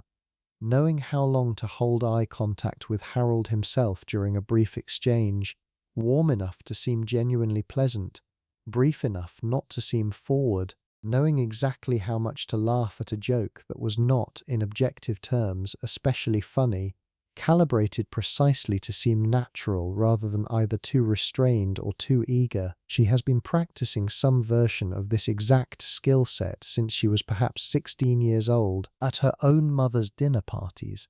absorbing the specific calibrations through repeated observation the way a child absorbs a native language, without ever once being formally taught the grammar of it. Drinks get refreshed periodically by Harold's own wife, who is hosting tonight and therefore bears the heavier social burden of the two women, though our woman quietly helps where she can, refilling a bowl of nuts that has emptied faster than expected, retrieving an extra ashtray from a side table without being asked. The kind of small, anticipatory hostessing instinct that marks her in the unspoken evaluation running quietly under the surface of this entire evening as a genuinely capable and considerate woman, exactly the kind of wife whose husband can be trusted with greater responsibility at the firm. The cocktail dress and the structured evening girdle beneath it make sitting and standing, and the particular kind of attentive, alert posture this evening calls for, considerably more demanding than an ordinary evening at home would have been. And by the time the card games begin in earnest, she is aware of a tiredness settling into her that has very little to do with the hour, and a great deal to do with the sheer sustained effort of being perfectly, consistently charming for nearly 2 straight hours without a single visible lapse. This particular kind of exhaustion, the fatigue of sustained performance rather than physical exertion, does not show up anywhere in the photographs taken at parties exactly like this one. Photographs that capture only the bright, easy smiles and never the quiet cost behind maintaining them. Cards continue past 10, and there is genuine pleasure mixed into the evening too. Real laughter at a particularly good hand, real warmth in a conversation with one of the other wives about a shared interest in gardening that goes on a few minutes longer than strictly necessary because they are both actually enjoying it. I do not want to make this evening sound like pure ordeal, because it was not pure ordeal, not for most women, not most of the time. It was, like most complicated things, a genuine mixture, real connection and real performance woven together so tightly that even she, living inside it, probably could not have told you with complete confidence at any given moment exactly which one she was experiencing. By the time they say their goodnights and walk the few blocks home under a sky gone fully dark, her feet ache considerably inside shoes that were never designed for an evening this long. The structured evening girdle has left its own particular pattern of pressure along her ribs distinct from the daytime one, and the opera gloves, removed now and held loosely in one hand, rather than worn for the walk, feel like a small soft weight in her fingers, evidence of an evening that went, by every external measure, genuinely well. The house is dark and quiet when they get home, the babysitter paid and sent off into the night, the children checked on briefly and found asleep exactly as they were left, and her husband heads to bed almost immediately, tired in the straightforward, uncomplicated way a long evening of cards and conversation tends to tire a man who did not have to manage any of the evening's quieter social calculations himself. She does not follow him immediately. She sits instead at her dressing table for a moment, in the small pool of light from a single lamp, and begins finally, after something close to 18 hours, the slow process of taking all of it back off again. The earrings come off first, set into a small dish on the table with a soft click. The necklace follows. Then she reaches behind herself for the dress's zipper, working it down with considerably more ease than the morning's upward struggle had required, and steps out of it carefully, hanging it back on its padded hanger before it has a chance to wrinkle overnight. The evening crinoline comes next, that dry, papery rustle sounding once more in the quiet room, and then the stockings, rolled down carefully despite the hour, old habits surviving even genuine exhaustion, and then the girdle. She reaches under what remains of her slip, fumbling slightly now, fingers clumsier than they were 18 hours ago,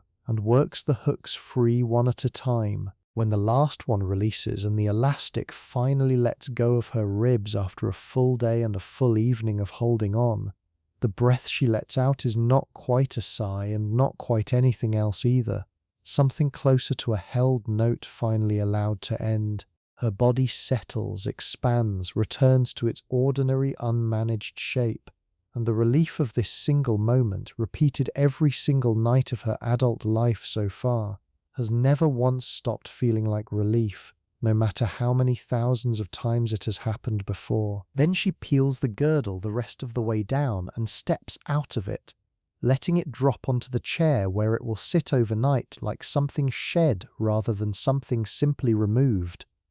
In the lamplight, faint red grooves are visible along her ribs and hips where the elastic pressed for the better part of a day, Marks that will fade within the hour, but that are, right now, a kind of quiet physical record of everything the day asked of her body without ever once asking permission first. The rest comes off in its familiar sequence. The slip, the bra, leaving its own faint lines across her shoulders and beneath her chest. She sits in her nightgown now, barefaced for the first time since 5:30 that morning, and reaches for the heavy jar of cold cream that lives permanently on the corner of her dressing table. She works it into her skin with both hands, watching in the mirror as the lipstick dissolves, the rouge fades, the careful pencil line of her eyebrows softens and smudges beneath her fingers, and what emerges underneath, wiped clean with a soft cloth, is simply her own face, slightly lined at the eyes, slightly tired around the mouth, considerably more human than the polished version that walked through this entire day. Next, the hairpins come out, each one set down with a small metallic click into a growing pile on the dressing table. Evidence of an effort that took an entire evening to build and less than 2 minutes to dismantle. Her hair falls loose around her shoulders, and she runs a brush through it slowly. A different kind of ritual now. Unhurried, almost meditative, the last small task of a day that began with the exact same gesture in reverse roughly 19 hours earlier. This is the face nobody else in her life sees. Not her husband, asleep down the hall by now, not her children, who know her only as the put-together, capable mother who appears each morning fully assembled, as though that were simply how she exists in the world rather than something she builds, piece by careful piece, every single day. This tired, unguarded, makeup-free face in the lamplight is hers alone, the one private inheritance of every single evening, however briefly it gets to exist before sleep finally arrives and erases even this. If you could somehow lift the roof off every house on her street at this exact hour, somewhere close to midnight on an entirely ordinary Tuesday in the 1950s, you would find some version of this same small scene repeating itself, over and over, door after door, block after block. A girdle dropped onto a chair in one bedroom, hairpins clicking into a dish in another, a jar of cold cream nearly identical to hers, sitting on a dressing table 3 houses down, being worked into a different tired face by a different careful hand. Each woman believing, in some private corner of her mind, that this particular fatigue was hers alone to carry, that the others somehow managed it more easily, more naturally, with less of this specific quiet cost folded into the architecture of an ordinary day. None of them were managing it more easily, they were all simply managing it privately, which, in this particular decade, amounted to almost the same thing, since a culture that never discussed the cost openly produced in every single household it touched, the exact same mistaken impression that everyone else somehow found it lighter than it actually was. I find this detail genuinely moving, the more I sit with it. This picture of an entire generation of women performing essentially the same elaborate, uncomfortable, carefully concealed labor every single day, each one isolated from the others by a culture of relentless cheerfulness that made comparing real notes about the actual physical and emotional cost feel somehow like complaining, like a small failure of feminine grace rather than simply an honest accounting of an honestly demanding day. The advertising and the women's magazines of this period deserve a closer look here, because they were not neutral observers of this culture. They were, in a very real sense, its architects, its enforcers, and its most persistent voice. Magazines like Ladies' Home Journal and McCall's and Good Housekeeping ran feature after feature on exactly how a woman should look, behave, and present herself at every hour of the day, alongside advertisements for the very girdles, stockings, and cosmetics required to achieve the look the editorial content was simultaneously instructing her to want. The two halves worked together with a kind of seamless, mutually reinforcing logic that a modern reader flipping through an original issue today finds almost startling in its directness. Articles offering earnest advice on keeping yourself attractive for your husband sitting 2 pages away from an advertisement, promising that the right girdle could finally give you the confidence to face exactly that challenge. A few years after this particular decade ended, a writer named Betty Friedan would publish a book examining precisely this quiet, pervasive cultural pressure, the gap between the cheerful, fulfilled image presented constantly to American housewives and the considerably more complicated, sometimes genuinely difficult interior reality many of them privately experienced but rarely felt permitted to name out loud. The book would go on to become one of the defining texts of an entirely new chapter in American women's history, and it is worth knowing that the very specific, very physical kind of labor we have spent this whole evening walking through, the girdle, the gloves, the hours of hair setting, the constant low-grade vigilance about appearance, was part of exactly the broader pattern that book would eventually help an entire generation of women find language for. Language that on this particular ordinary Tuesday night, our woman simply does not have yet. Not because she lacks the capacity for it, but because the culture around her has not yet offered her the words. It is worth knowing, too, how this particular system of fashion eventually loosened, because nothing in history simply stays fixed forever, however permanent it feels to the people living inside it on any given ordinary night. Through the 1960s, several of these specific garments began, slowly and then with increasing speed, to fade out of daily use. Pantyhose arrived commercially in the early part of that decade, a single garment combining what had previously required both a garter belt and separate stockings into one continuous piece that needed no clips, no garters, no careful straightening of seams down the back of the calf. The change sounds modest, described that simply, but it eliminated almost overnight for the women who adopted it one of the most persistent small daily frustrations this entire routine had built into it: the stocking run, the twisted seam, the constant vigilance over a garment connection point that had quietly governed women's movement and posture for decades. The girdle itself began losing ground around the same time, partly due to genuine changes in fashion silhouette. As skirts grew shorter and the wide, structured shape of the 1950s gave way to the straighter, less architecturally demanding lines of the following decade, and partly due to a broader cultural shift in how women's bodies were being discussed and understood, a shift that the women's movement gaining momentum through the 1960s and into the following decade pushed forward with real, sustained force. Hats, similarly, gradually stopped being a daily public requirement, their decline tied to changing hairstyles that the elaborate hat etiquette of the 50s had been partly designed to protect and complement in the first place, styles that no longer needed quite the same careful, structured protection once they themselves became looser and more natural. None of this happened in a single dramatic moment. There was no specific Tuesday when American women collectively set down their girdles and never picked them back up. It happened gradually, household by household, decade by decade, generation by generation, the way most genuine cultural change actually happens, messily, unevenly, with some women adopting new freedoms eagerly and others holding on to familiar routines considerably longer, sometimes out of genuine preference, sometimes simply because change of any kind, even change toward greater comfort, asks something difficult of people who have spent years building an entire identity around doing things a particular way. I think it is fair to say that the woman whose Tuesday we have spent this whole evening following would, within 10 or 15 years, find herself living through some real loosening of these specific rules,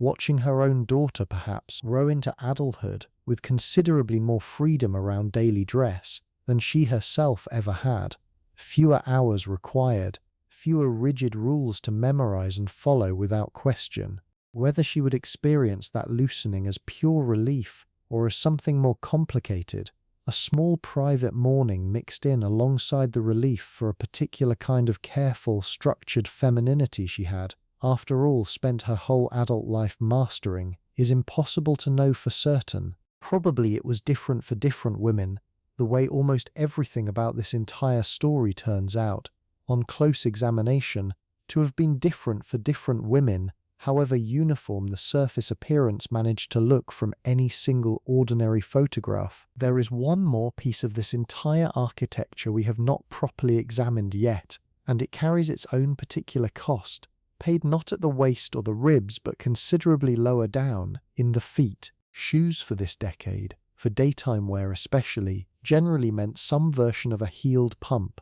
the heel itself ranging from a modest, walkable height for an ordinary errand day up to something considerably taller and more dramatic for evening occasions like the one she attended tonight. A 2 or 3 inch heel was an entirely ordinary daytime choice, considered practical rather than dressy, the kind of shoe a woman wore to walk 4 blocks to a grocery store and stand for an hour afterward preparing dinner, a combination that sounds, described plainly, like a genuinely demanding physical undertaking, because it was. Podiatrists and foot health columns of later decades would eventually document, with real clinical seriousness, the specific physical toll this kind of daily heeled wear took across a lifetime. Problems with the arch, with the alignment of the toes, with calluses and bunions that developed gradually over years of a foot being held at an unnatural angle for the majority of its waking hours, every single day, for decades. None of this stopped most women of this period from wearing heels as a matter of routine daily practice, because flat shoes, while they existed, carried their own social coding, generally associated with either very casual leisure wear or with an implied lack of attention to one's appearance,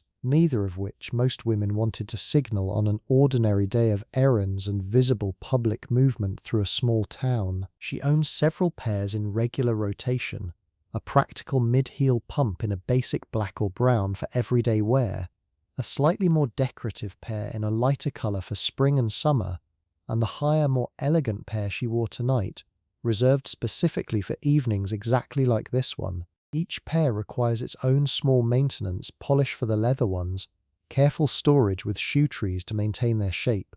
occasional trips to a shoe repair shop downtown to have a worn heel replaced, or a scuffed toe refinished, since a good pair of shoes represented enough of an investment that simple disposal and replacement, the way it might be handled now, would have struck most women of this period as a genuinely wasteful approach to a perfectly salvageable item. By the end of an ordinary day like the one we have spent this entire evening walking through, her feet carry their own distinct, specific ache, different from the ribs and the lower back, a deep, dull throb concentrated through the balls of the feet and along the outer edges, the particular cumulative cost of standing and walking for the better part of 18 hours in shoes built for appearance considerably more than for comfort.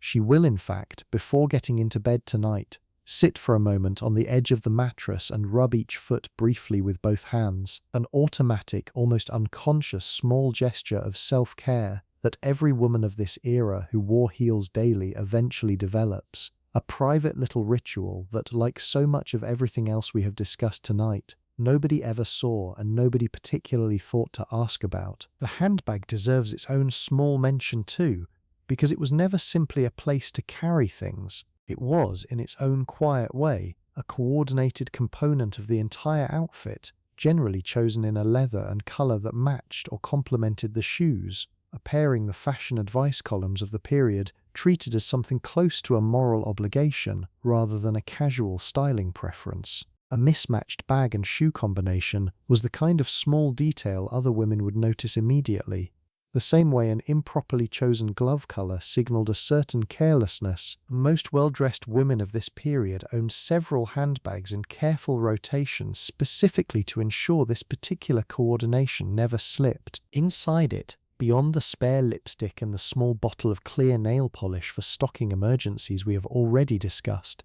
she carries a compact mirror, a clean folded handkerchief, a coin purse, a small notebook for jotting down errands or appointments, and increasingly through this decade, a pair of sunglasses, a relatively new accessory for everyday wear that had, within just the last several years, moved from a specialty item associated mainly with movie stars and beach holidays into something an ordinary woman might reasonably own and wear on a bright day running errands downtown. Jewelry for daytime tended toward modest costume pieces rather than anything especially fine. A single strand of faux pearls, a small brooch pinned near the collar of a dress, a charm bracelet that might accumulate small sentimental additions over years of marriage and motherhood, a gift from a husband on an anniversary, a A small charm purchased on a family vacation. Costume jewelry manufacturing boomed considerably during this decade. Companies producing increasingly elaborate rhinestone and faux gem pieces at prices accessible to an ordinary household budget, allowing a woman of fairly modest means to wear something that,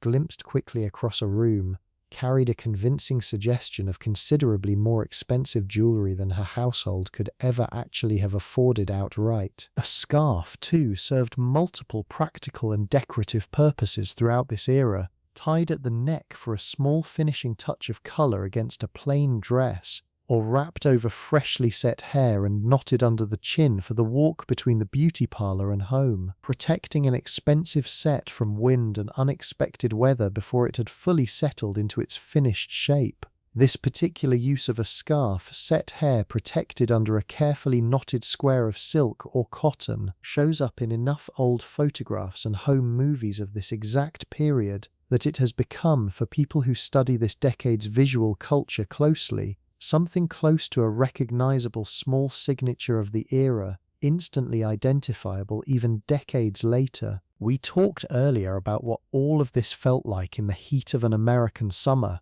the girdle trapping warmth against the body with a steady, relentless efficiency that no amount of handkerchief dabbing could fully counteract. Winter brought its own entirely separate set of complications, layering an additional category of clothing on top of an already considerable foundation, without removing a single piece of what was already there. A wool coat, heavy and well made if the household budget allowed for it, went on over the dress, the slip, the petticoats, the girdle, and the stockings, and beneath the coat, gloves shifted from light cotton to a warmer lined leather or sometimes a soft wool knit, still color coordinated according to the same basic rules, still removed for indoor meals and replaced the moment she stepped back outside. Stockings in winter posed their own particular challenge, since the same fine sheer nylon that looked so elegant under a summer dress offered essentially no warmth at all against genuinely cold weather,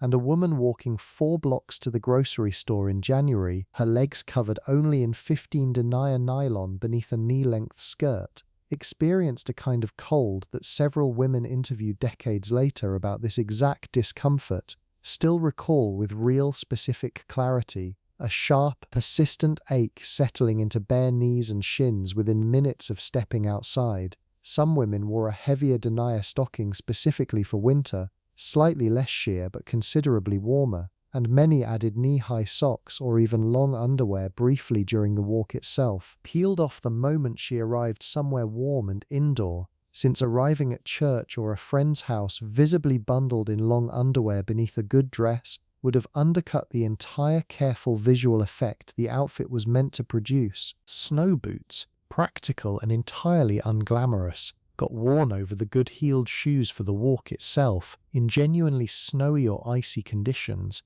carried in a bag or simply changed into at the door, the heels themselves switched out at the destination. Since arriving anywhere in snow boots and being seen in them for even a moment represented its own small, if minor, social compromise most women preferred to avoid wherever the household budget allowed, for the slightly impractical solution of simply owning and managing 2 separate pairs of footwear for every winter outing. The hat, too, shifted for winter, generally to a slightly heavier felt rather than straw, sometimes trimmed with a small amount of fur if the household could afford it. But the fundamental rule, never bareheaded in public, held exactly as firmly in January as it did in July, a consistency that tells you again just how deeply embedded this particular expectation had become, surviving completely intact across every single seasonal variation the American climate could offer. Now let me take you to a different morning this same week, because if you really want to see this entire system pushed to its absolute most elaborate version, you need to watch what happens on Sunday. Sunday morning in this household begins even earlier than an ordinary weekday, because church starts at 9 and getting an entire family, herself included, fully dressed, fed, and out the door by then, requires a kind of military precision that a regular Tuesday simply does not demand. Her own preparation follows the same basic sequence we have already walked through in close detail. The girdle, the garters, the stockings, the slip, the petticoats, but every single element gets upgraded for the occasion, the good girdle rather than the everyday one. Her finest pair of stockings, the ones reserved specifically for church and special visits, with not a single mend or repair anywhere along either leg, 2 crinolines rather than one beneath her best dress, a deeper, more saturated colour than her weekday cottons, something closer to formal without quite reaching evening wear. The hat for church carries particular weight in every sense of that word, because a woman's hat at Sunday service functioned as something close to a small weekly fashion statement specifically directed at the other women in her congregation, all of whom would notice, register, and quietly evaluate it the moment she walked through the door. This is the hat with the small attached veil she did not wear on Tuesday, tilted at precisely the correct angle, secured with 2 long pins rather than one, because losing a hat mid-service, however unlikely, would represent a small social catastrophe she has no intention of risking. Her gloves today are the finest pair she owns, pristine white kid leather without a single visible mark or repair, and she removes them only once briefly, for the brief handshake exchanged at the door with the minister on the way out, replacing them again immediately afterward for the walk to the car, or, in many households, the walk straight home, since church itself was often within easy walking distance in towns of this size during this particular decade. Inside the church, seated in the family pew that has been theirs, by informal but absolutely understood tradition, for as long as they have attended this particular congregation, she keeps her hat on throughout the entire service, exactly as the unspoken rule dictates, sitting with the careful, upright posture the girdle assists and the deportment training reinforces, hands folded in her lap, gloves still on, attention divided in the entirely ordinary human way between genuine devotion and a quiet, ongoing awareness of who else is present, what they are wearing, and how her own careful presentation compares, an awareness she would likely never admit to out loud, and that nearly every other woman in the pews around her is experiencing in some version of the exact same moment. After the service, there is the particular ritual of standing outside on the church steps and the small patch of lawn beside them, an extended social hour where the entire congregation lingers for 20 minutes or more in their good clothes, exchanging news, admiring each other's children, and conducting, in a much more concentrated form, the same kind of careful social evaluation that ran quietly underneath last night's card party. This is where new hats get their most thorough public examination of the week, where a young woman's new beau might be introduced for the first time to a wider circle of approval or quiet skepticism, where the whole visible structure of who belongs to whom and how everyone fits together gets gently reaffirmed, week after week, in front of the same small white church under the same wide sky. Sunday dinner afterward is the largest meal of the week, a roast or a chicken that has been planned and partly prepared the evening before specifically so the actual cooking time on Sunday itself stays manageable around the morning's considerable demands, and the good dishes come out, and extended family sometimes joins, a mother or a sister or an aunt arriving in her own equally careful Sunday assembly of girdle and stockings and hat, the whole afternoon unfolding in the same fundamental key as every other Sunday afternoon this particular family has shared for years, comfortable, familiar, and built, every single time, on the same invisible architecture of effort that nobody at the table will think to mention even once. By the time Sunday afternoon settles into its slower, quieter rhythm, the hats and gloves finally come off and stay off for the rest of the day. A small specific mercy this particular day of the week extends that an ordinary Tuesday almost never does, since Sunday afternoon at home, once the morning's public performance has concluded, is one of the few stretches of daylight hours when she can simply exist in her own house without the full architecture in place, the girdle alone remaining, as it remains every single day regardless of occasion, the one layer that almost never came off until the absolute end of the day, no matter how relaxed the afternoon ahead promised to be. Let us settle back now into the rhythm of the night, because there is more to say and I want to say it slowly. She is lying in bed now in the quiet dark, the girdle finally off, the lamp finally extinguished, her husband breathing slowly and evenly beside her, and in that particular drowsy half-awareness that comes just before real sleep, her mind drifts the way minds do at this hour, back over small, unconnected pieces of the day rather than anything resembling a tidy summary. The cold floor under her feet at 5:30 this morning, the dry rustle of the petticoat coming off its hanger, the particular weight of the cotton gloves settling onto her hands, formal, distant, like borrowed hands for borrowed hours, the smell of the percolator, the exact angle of her hat in the mirror, tilted just enough and not 1 degree more, the small click of a hairpin landing in a dish.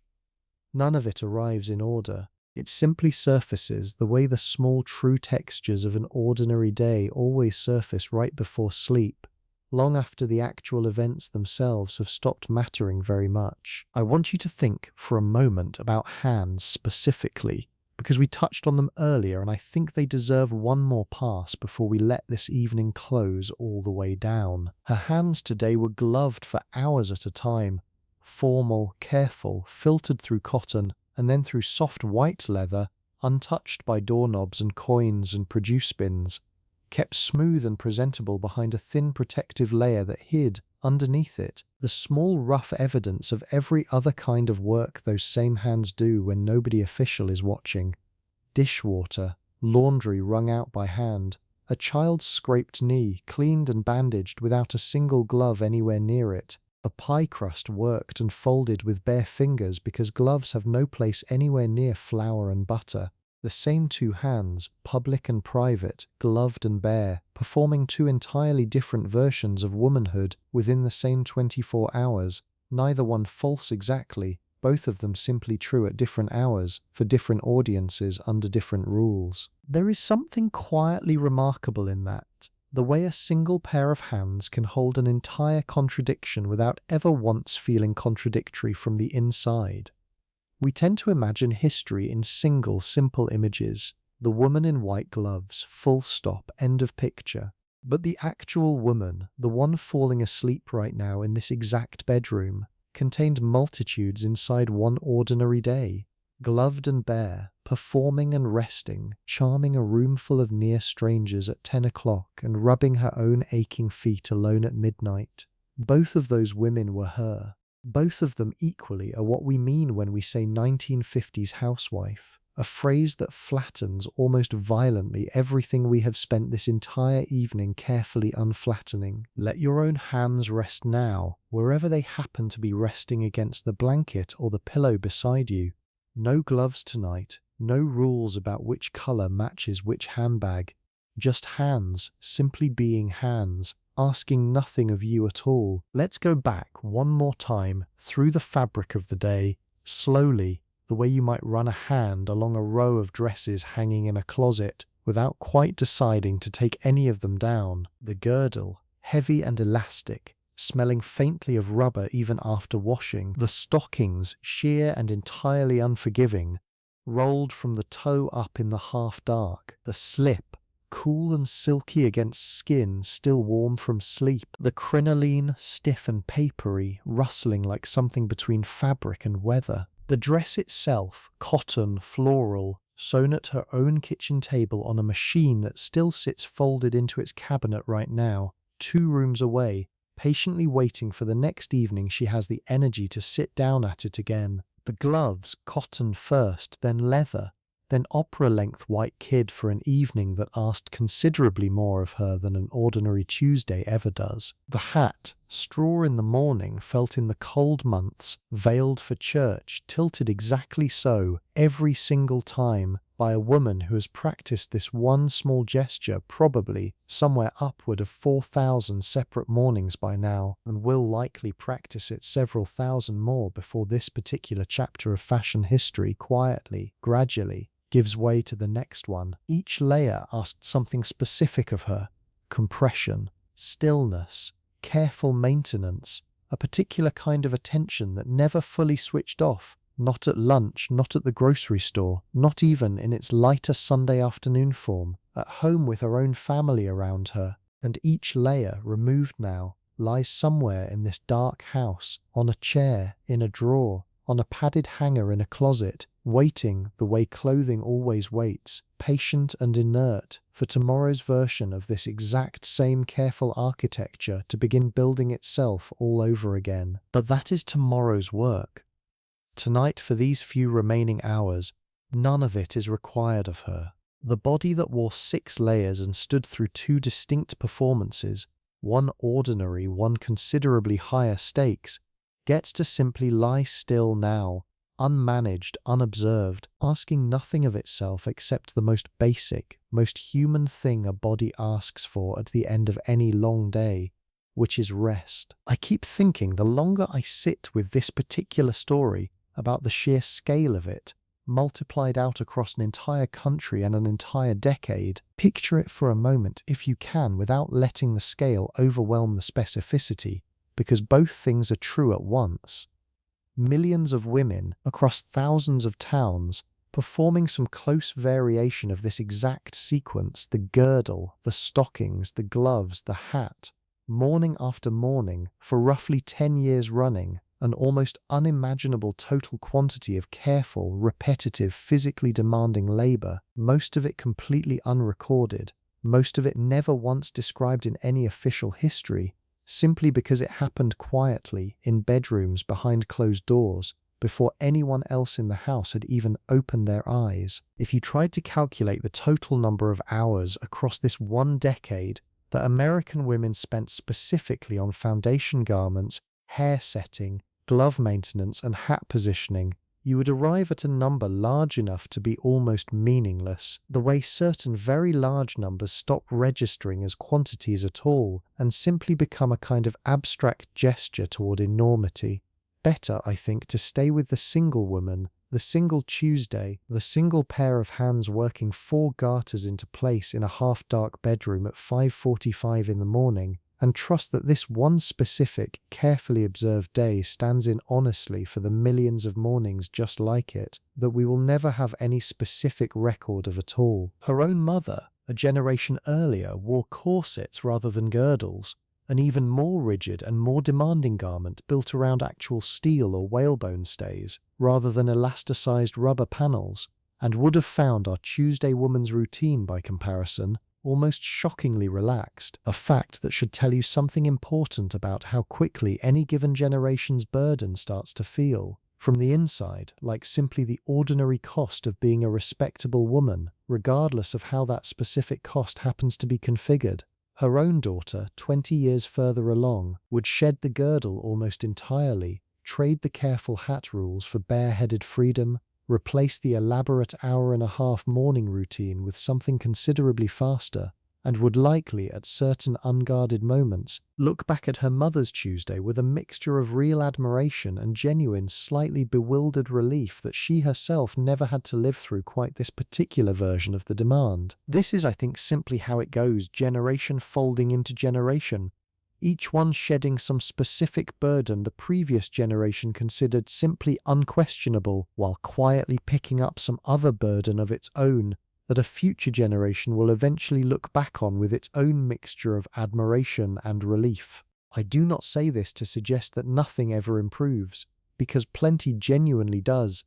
The elimination of an entire daily hour of compressive discomfort is not a small thing. It is a real and meaningful gain. I say it because it feels honest, and because I think the women of this particular Tuesday deserve, more than almost anything else we could offer them from this distance, simple honesty about what their days actually cost, rather than either flattening dismissal or uncomplicated nostalgia. You listening to this right now, wherever you happen to be tonight, carry your own version of some invisible daily architecture, different in its specifics certainly, but probably not as different in its basic shape as you might assume at first. Things you do every day without quite registering them as labor. Small performances you maintain because the alternative feels, for reasons you may have never fully examined, slightly unthinkable. I am not asking you to solve or even fully name any of that tonight. I am only asking you to notice gently, without judgment, that the woman in the 1950s girdle was not so entirely separate from you as the old photographs sometimes suggest. She was simply living inside her own particular version of the same basic human project every one of us is still engaged in, every single day, of presenting a finished, manageable self to a world that rarely asks what the unfinished, unmanaged version actually costs to produce. Let that thought settle now, the way the room around you has probably already started to settle, the edges of the day softening, your own breathing slowing without you quite deciding to slow it. There is one more piece of this story worth knowing before we close the night down completely, and it has nothing to do with our particular Tuesday woman directly, but with the considerably less visible women who made her entire wardrobe possible in the first place. Somewhere in Connecticut, or in a similar mid-sized industrial town, a separate set of women, considerably less likely to appear in any glossy magazine spread, spent their own working days inside a garment factory, operating sewing machines that stitched together the very girdles, the very stockings, the very gloves our Tuesday woman put on this morning without a second thought about where any of it had actually come from. The Playtex company, among others, employed thousands of women across several factory locations during this exact decade, running shifts that turned raw rubber and elastic webbing and woven cotton into the finished foundation garments stacked, eventually, on department store counters across the entire country. These factory women wore their own version of practical work clothing, certainly not the elaborate six-layer architecture we have spent this whole evening examining, since standing for 8 hours at an industrial sewing machine in a full girdle and crinoline would have been, frankly, an absurd and genuinely dangerous combination given the moving machinery involved. A simpler dress, low-heeled shoes, hair tied back rather than carefully set and sprayed, a far more utilitarian version of 1950s femininity, that the same culture insisting on gloves and hats for an ordinary shopping trip seemed considerably less concerned with enforcing inside an actual factory floor, an inconsistency worth noticing, since it suggests the elaborate rules we have spent this evening detailing applied with real force mainly to women whose own labour was not supposed to be visible as labour at all, while women whose labour was undeniably visible, factory work, domestic service, agricultural work, operated under a noticeably more practical, less decorative set of expectations. I find this particular contrast genuinely worth sitting with for a moment. The same decade that insisted a housewife wear gloves to the grocery store simultaneously employed thousands of working-class women in factories producing those exact gloves, under working conditions that asked nothing remotely similar of their own daily dress. A quiet contradiction sitting right at the centre of an era we tend, from this distance, to imagine as uniformly rigid and uniformly demanding for every single woman regardless of her particular position within it.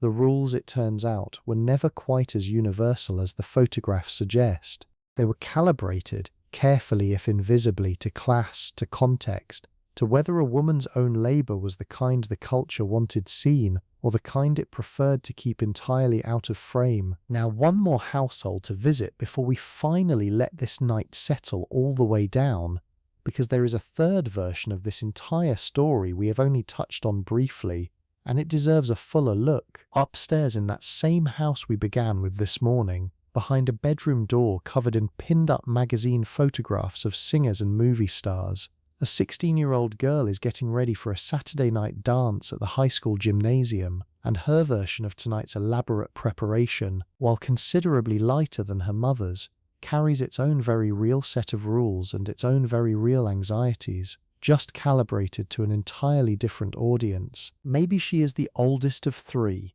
already half raising her younger siblings most afternoons while her mother manages the rest of the household. Maybe she works a few hours after school at the very five and dime downtown that her mother shops at most mornings, ringing up other people's purchases at a register that taught her, faster than almost anything else in her life so far, exactly how little a dollar actually stretches. Maybe she is simply an ordinary girl, neither the prettiest nor the plainest in her class, caught in that particular adolescent state of being deeply, almost unbearably aware of exactly how she is being perceived by everyone in a room at every single moment. Her crinoline tonight is borrowed from her mother's closet, the lighter of the two, since her own collection is still considerably smaller, and underneath her dress she wears, for the first time this particular school year, a softly padded bra her mother helped her select at the same department store counter that sells the structured adult versions to grown women,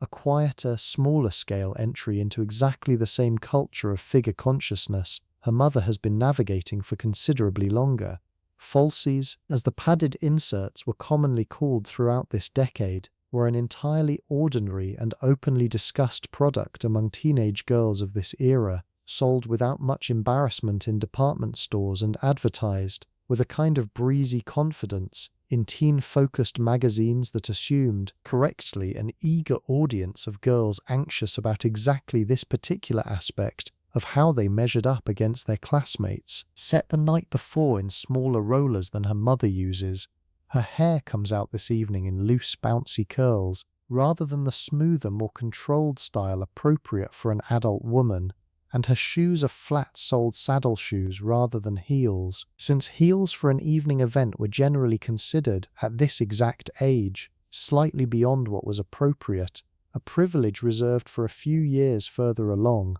But the full skirt, swinging out dramatically over crinoline with every turn on the gymnasium floor, the careful application of a lighter, more youthful shade of lipstick than her mother wears, the small worried check in the mirror before leaving the house, all of it sits squarely within the same basic cultural project her mother has spent this entire day managing in her own considerably more elaborate adult version. There is a curfew tonight, 10:30, non-negotiable, and a clear set of expectations about exactly which boys are considered appropriate company and which are not. Expectations she has absorbed the same way she absorbed every other unwritten rule of this particular decade, by careful observation rather than direct instruction, watching which girls at school got talked about and which did not. Learning, gradually and almost entirely without being told outright, precisely where the invisible lines actually sit. She will come home tonight slightly before curfew, slip in quietly, hang the borrowed crinoline back in her mother's closet exactly where she found it, and lie awake for a little while afterward replaying the evening, the way 16-year-olds in every single decade tend to do, wondering if she said the right things,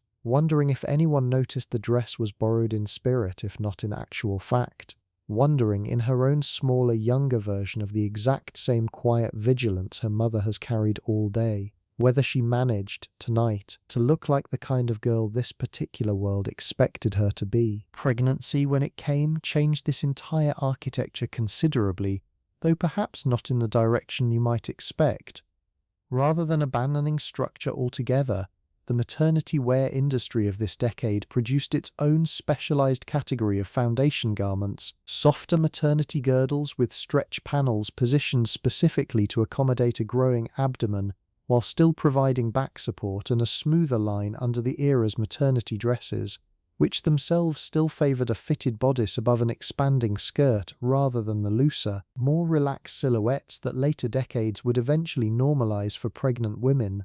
A woman expecting her third child in this exact neighbourhood still wore stockings, still wore a hat to church, still wore gloves to the grocery store, simply adjusted garment by garment to a body in the middle of its own considerable transformation. The underlying cultural expectation of careful, complete public presentation barely loosening at all even as her own physical reality changed dramatically month by month. Doctors of this period offered their own opinions on foundation garments during pregnancy, some recommending a supportive maternity girdle for back relief, others cautioning against anything too restrictive around the abdomen, advice that varied considerably depending on which physician a woman happened to consult, and that she absorbed, like so much else in this story, into her own private calculation about comfort, propriety, and whatever her own mother or older sisters had recommended from their own prior experience. There was no single authoritative answer,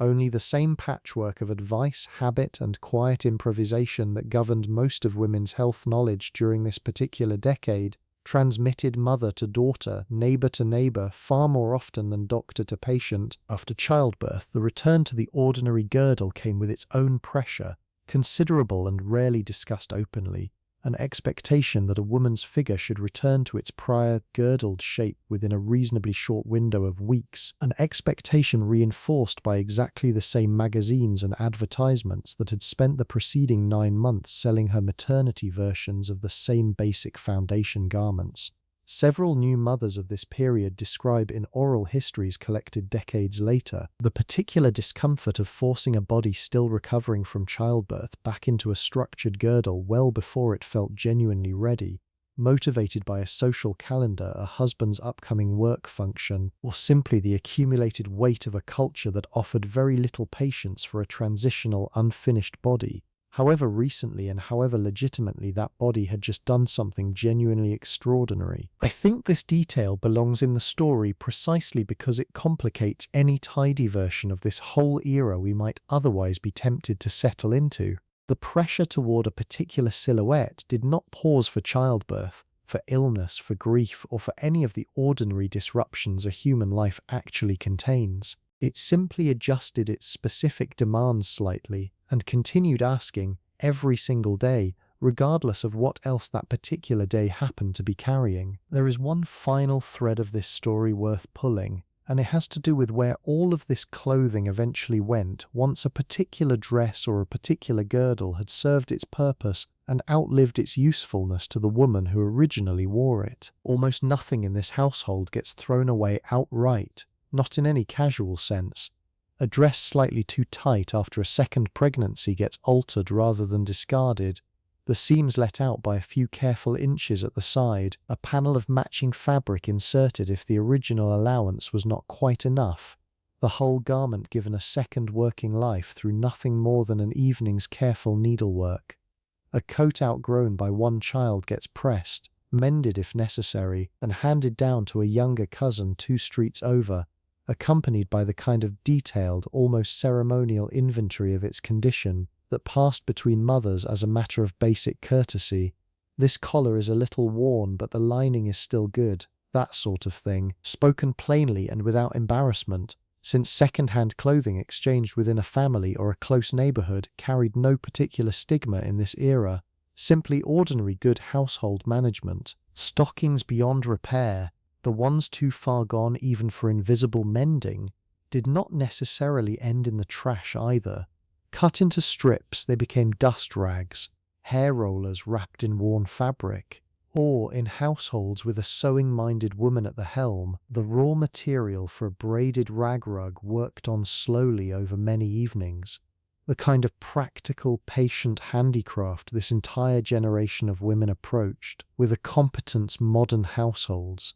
surrounded by cheap and instantly replaceable goods, would likely find difficult to imagine recreating from scratch. Even the elaborate evening gloves, the good ones reserved for occasions exactly like last night's card party, eventually got handed down too, sometimes to a daughter old enough to attend her own first formal dance, sometimes simply sold or traded among neighborhood women through an informal network of borrowing and exchanging that operated in nearly every town across the country, almost entirely without any record-keeping beyond memory and reputation. A quiet, female-run economy of careful reuse running parallel to and almost entirely invisible within the larger official economy that historians usually focus on when they tell this decade's story. There is one more memory worth folding in here, from a few weeks earlier, the afternoon she bought the cocktail dress she wore to last night's card party, because it tells you something about the considerable theatre involved even in the simple act of acquiring new clothing during this particular decade. The dress shop downtown,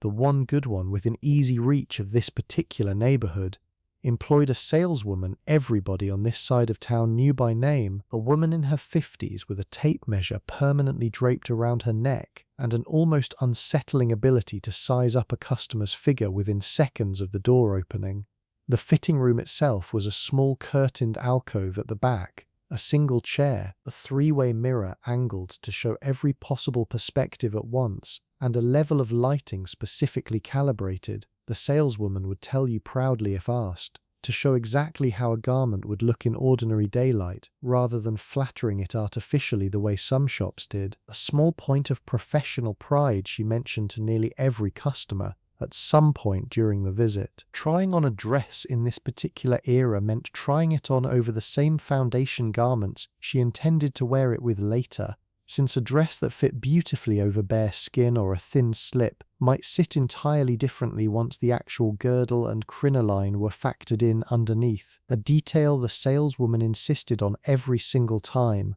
sending more than one customer home to retrieve her own girdle from a nearby house when she had mistakenly shown up without it.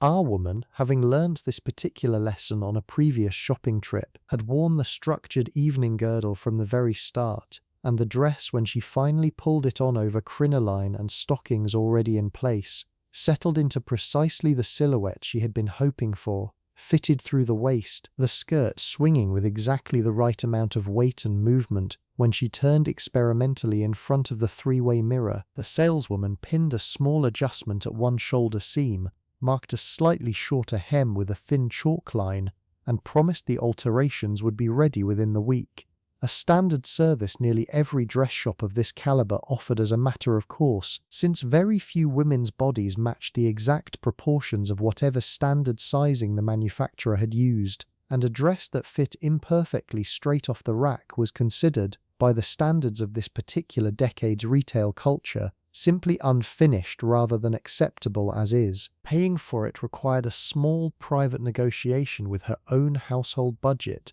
that she had been quietly tracking for several weeks beforehand in that same leather notebook we mentioned earlier, the dress costing slightly more than she had originally hoped to spend, justified eventually by the genuine importance of tonight's particular gathering and by a small adjustment elsewhere in the month's grocery allowance that she had already worked out mentally on the walk over to the shop.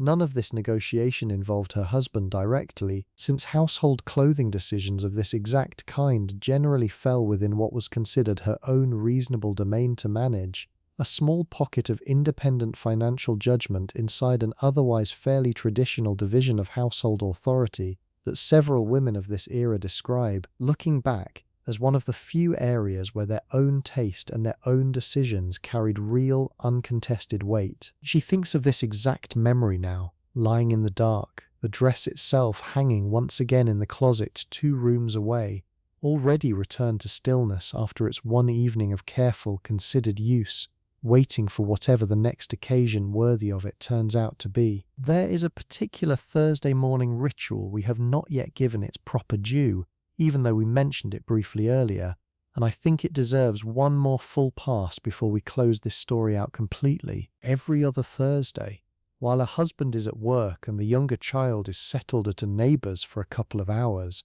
she walks the 6 blocks to the small beauty parlour near the centre of town, a narrow storefront with a single large plate glass window and a hand-painted sign that has needed repainting for at least 2 years now. Something everyone in the neighbourhood has stopped noticing entirely. Inside, 3 or 4 hooded dryer chairs line one wall, a row of mirrors and styling stations the other, and the whole space smells of a particular combination that anyone who grew up around a shop exactly like this one could likely identify blindfolded decades later. Ammonia from the permanent wave solutions, the warm metallic smell of heated dryers, and a sweeter undertone of setting lotion and hairspray layered over everything else. The owner, a woman named Dot, who has run this exact shop for going on 11 years now, greets her by name the moment she walks in, already reaching for the appointment book to confirm the time,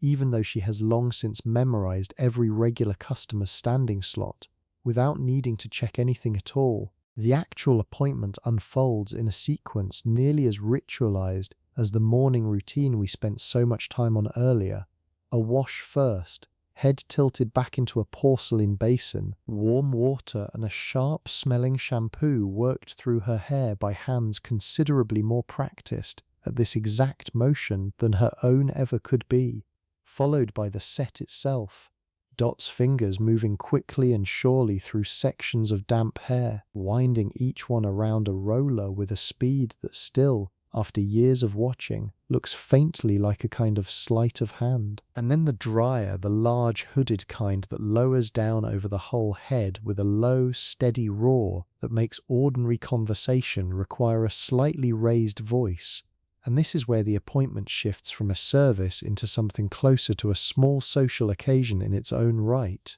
The 2 or 3 other women under dryers nearby, regulars themselves, lean slightly toward each other and trade the week's actual news, not the careful, curated version offered at a husband's office party or even at the Tuesday bridge table, but something closer to genuinely unguarded conversation, complaints about husbands occasionally voiced, real worries about a sick parent or a difficult pregnancy shared without quite the same careful self-editing this culture demanded almost everywhere else. I think this detail matters more than it might first appear to, because so much of what we have spent this entire evening examining involved careful performance, calibrated charm, and a kind of constant low-grade vigilance about appearance and behavior. The beauty parlor, oddly enough, given that its entire purpose was to maintain exactly that careful public appearance, became one of the very few spaces in many of these women's weeks where something closer to honest, unguarded female community actually had room to exist, protected, almost accidentally, by the simple practical fact that nobody under a roaring hairdryer could be easily overheard by anyone outside their own small cluster of chairs. 40 minutes later, dry now, Dot lifts the dryer hood and begins the final shaping, brushing out the set curls into the finished style, a light spray to hold everything in place, a small hand mirror offered so she can check the back before paying and heading back out into the ordinary daylight of an ordinary Thursday. The whole appointment costs a modest sum, carefully accounted for in that same household notebook, a small, regular line item that she has never once seriously considered cutting, regardless of how tight a particular month's budget happens to run, because this specific hour, more than almost any other single hour in her entire week, belongs in some small but genuine sense only to her. She thinks of Dot's shop now too, lying in the dark on this particular Tuesday night, the appointment 2 days away still, already a small, quiet thing to look forward to amid everything else the coming days will ask of her. Somewhere on a shelf in the front room sits the actual book that codified a great deal of what we have spent this whole evening describing, a thick etiquette manual not unlike the ones written by figures such as Emily Post a generation earlier, or, closer to this exact decade, Amy Vanderbilt, whose own comprehensive guide to modern manners had become something close to a household standard reference by this point, consulted the way a recipe book gets consulted for specific guidance on a specific situation rather than read cover to cover in any single sitting. Inside, in careful, confident prose, are entire chapters addressing precisely the questions we have spent tonight answering through scene and detail, rather than direct instruction. Which gloves for which occasion? When a hat may reasonably come off indoors, and when it absolutely may not. How to manage the delicate choreography of removing one glove partway through a meal without drawing attention to the gesture itself. What a properly run household expects of a wife welcoming her husband home each evening. These books did not invent the rules our Tuesday woman lives by, so much as they gathered, organized, and gave a kind of official permanence to a body of expectation that had already been circulating, informally, through generations of mothers and aunts and older sisters passing the same basic knowledge along by example, rather than by any printed page. She herself consulted a manual very much like this one only a few months ago, in fact, working out the correct response to a slightly tricky social question involving exactly how soon to send a thank you note after the kind of dinner party she herself attended last night, and found, as she generally does, that the book's answer matched almost precisely what her own mother would have told her anyway, simply phrased with a touch more formality and considerably more confident authority than her mother's own remembered advice ever carried. I mention this not because the specific etiquette guidance matters terribly much on its own, Most of it has long since faded from ordinary use, but because it tells you something true about how thoroughly this particular culture had organized itself around exactly the kind of careful, visible self-presentation we have spent this entire evening walking through. Layer by layer, garment by garment, rule by rule, an entire publishing genre existed specifically to answer questions about hats and gloves and thank you notes with the same serious, considered tone a different era might reserve for questions of law or medicine, and women bought these books in genuinely large numbers, consulted them earnestly, and passed them along to daughters preparing for their own adult lives, a quiet inheritance of expectation handed down in printed form alongside everything passed down through example and habit, and the simple accumulated weight of watching a mother get dressed every morning for years on end. Let me take you back one final time to that whole quiet street, because I think it is the right place to end. It is well past midnight now. The card party at Harold's house broke up hours ago. Every guest walked home or driven home through streets gone dark and cool. Porch lights switched off one by one as each house settled in for the night. Somewhere a dog barks once at nothing in particular and falls silent again. A street lamp on the corner hums faintly, the way old street lamps do, throwing its small circle of yellowish light onto an empty stretch of sidewalk that nobody will cross again until morning. Inside each house, in some bedroom or another, a girdle lies discarded over the back of a chair. A pair of stockings, rolled and laid carefully on a dresser, waits for tomorrow's careful washing. A hat sits on its shelf in a closet, brim resting just so, ready for whichever specific occasion the coming week happens to require of it. Gloves, both the everyday white cotton and the finer leather pairs, sit folded in their drawers, organized by color, by purpose, by a logic that took years to absorb and now operates almost entirely without conscious thought. And in each of those houses, a woman lies in the dark, her own particular version of today's long architecture, finally set aside for these few remaining hours, breathing slowly, drifting, her body returning, bit by bit, to whatever shape it actually is underneath everything the day asked it to become.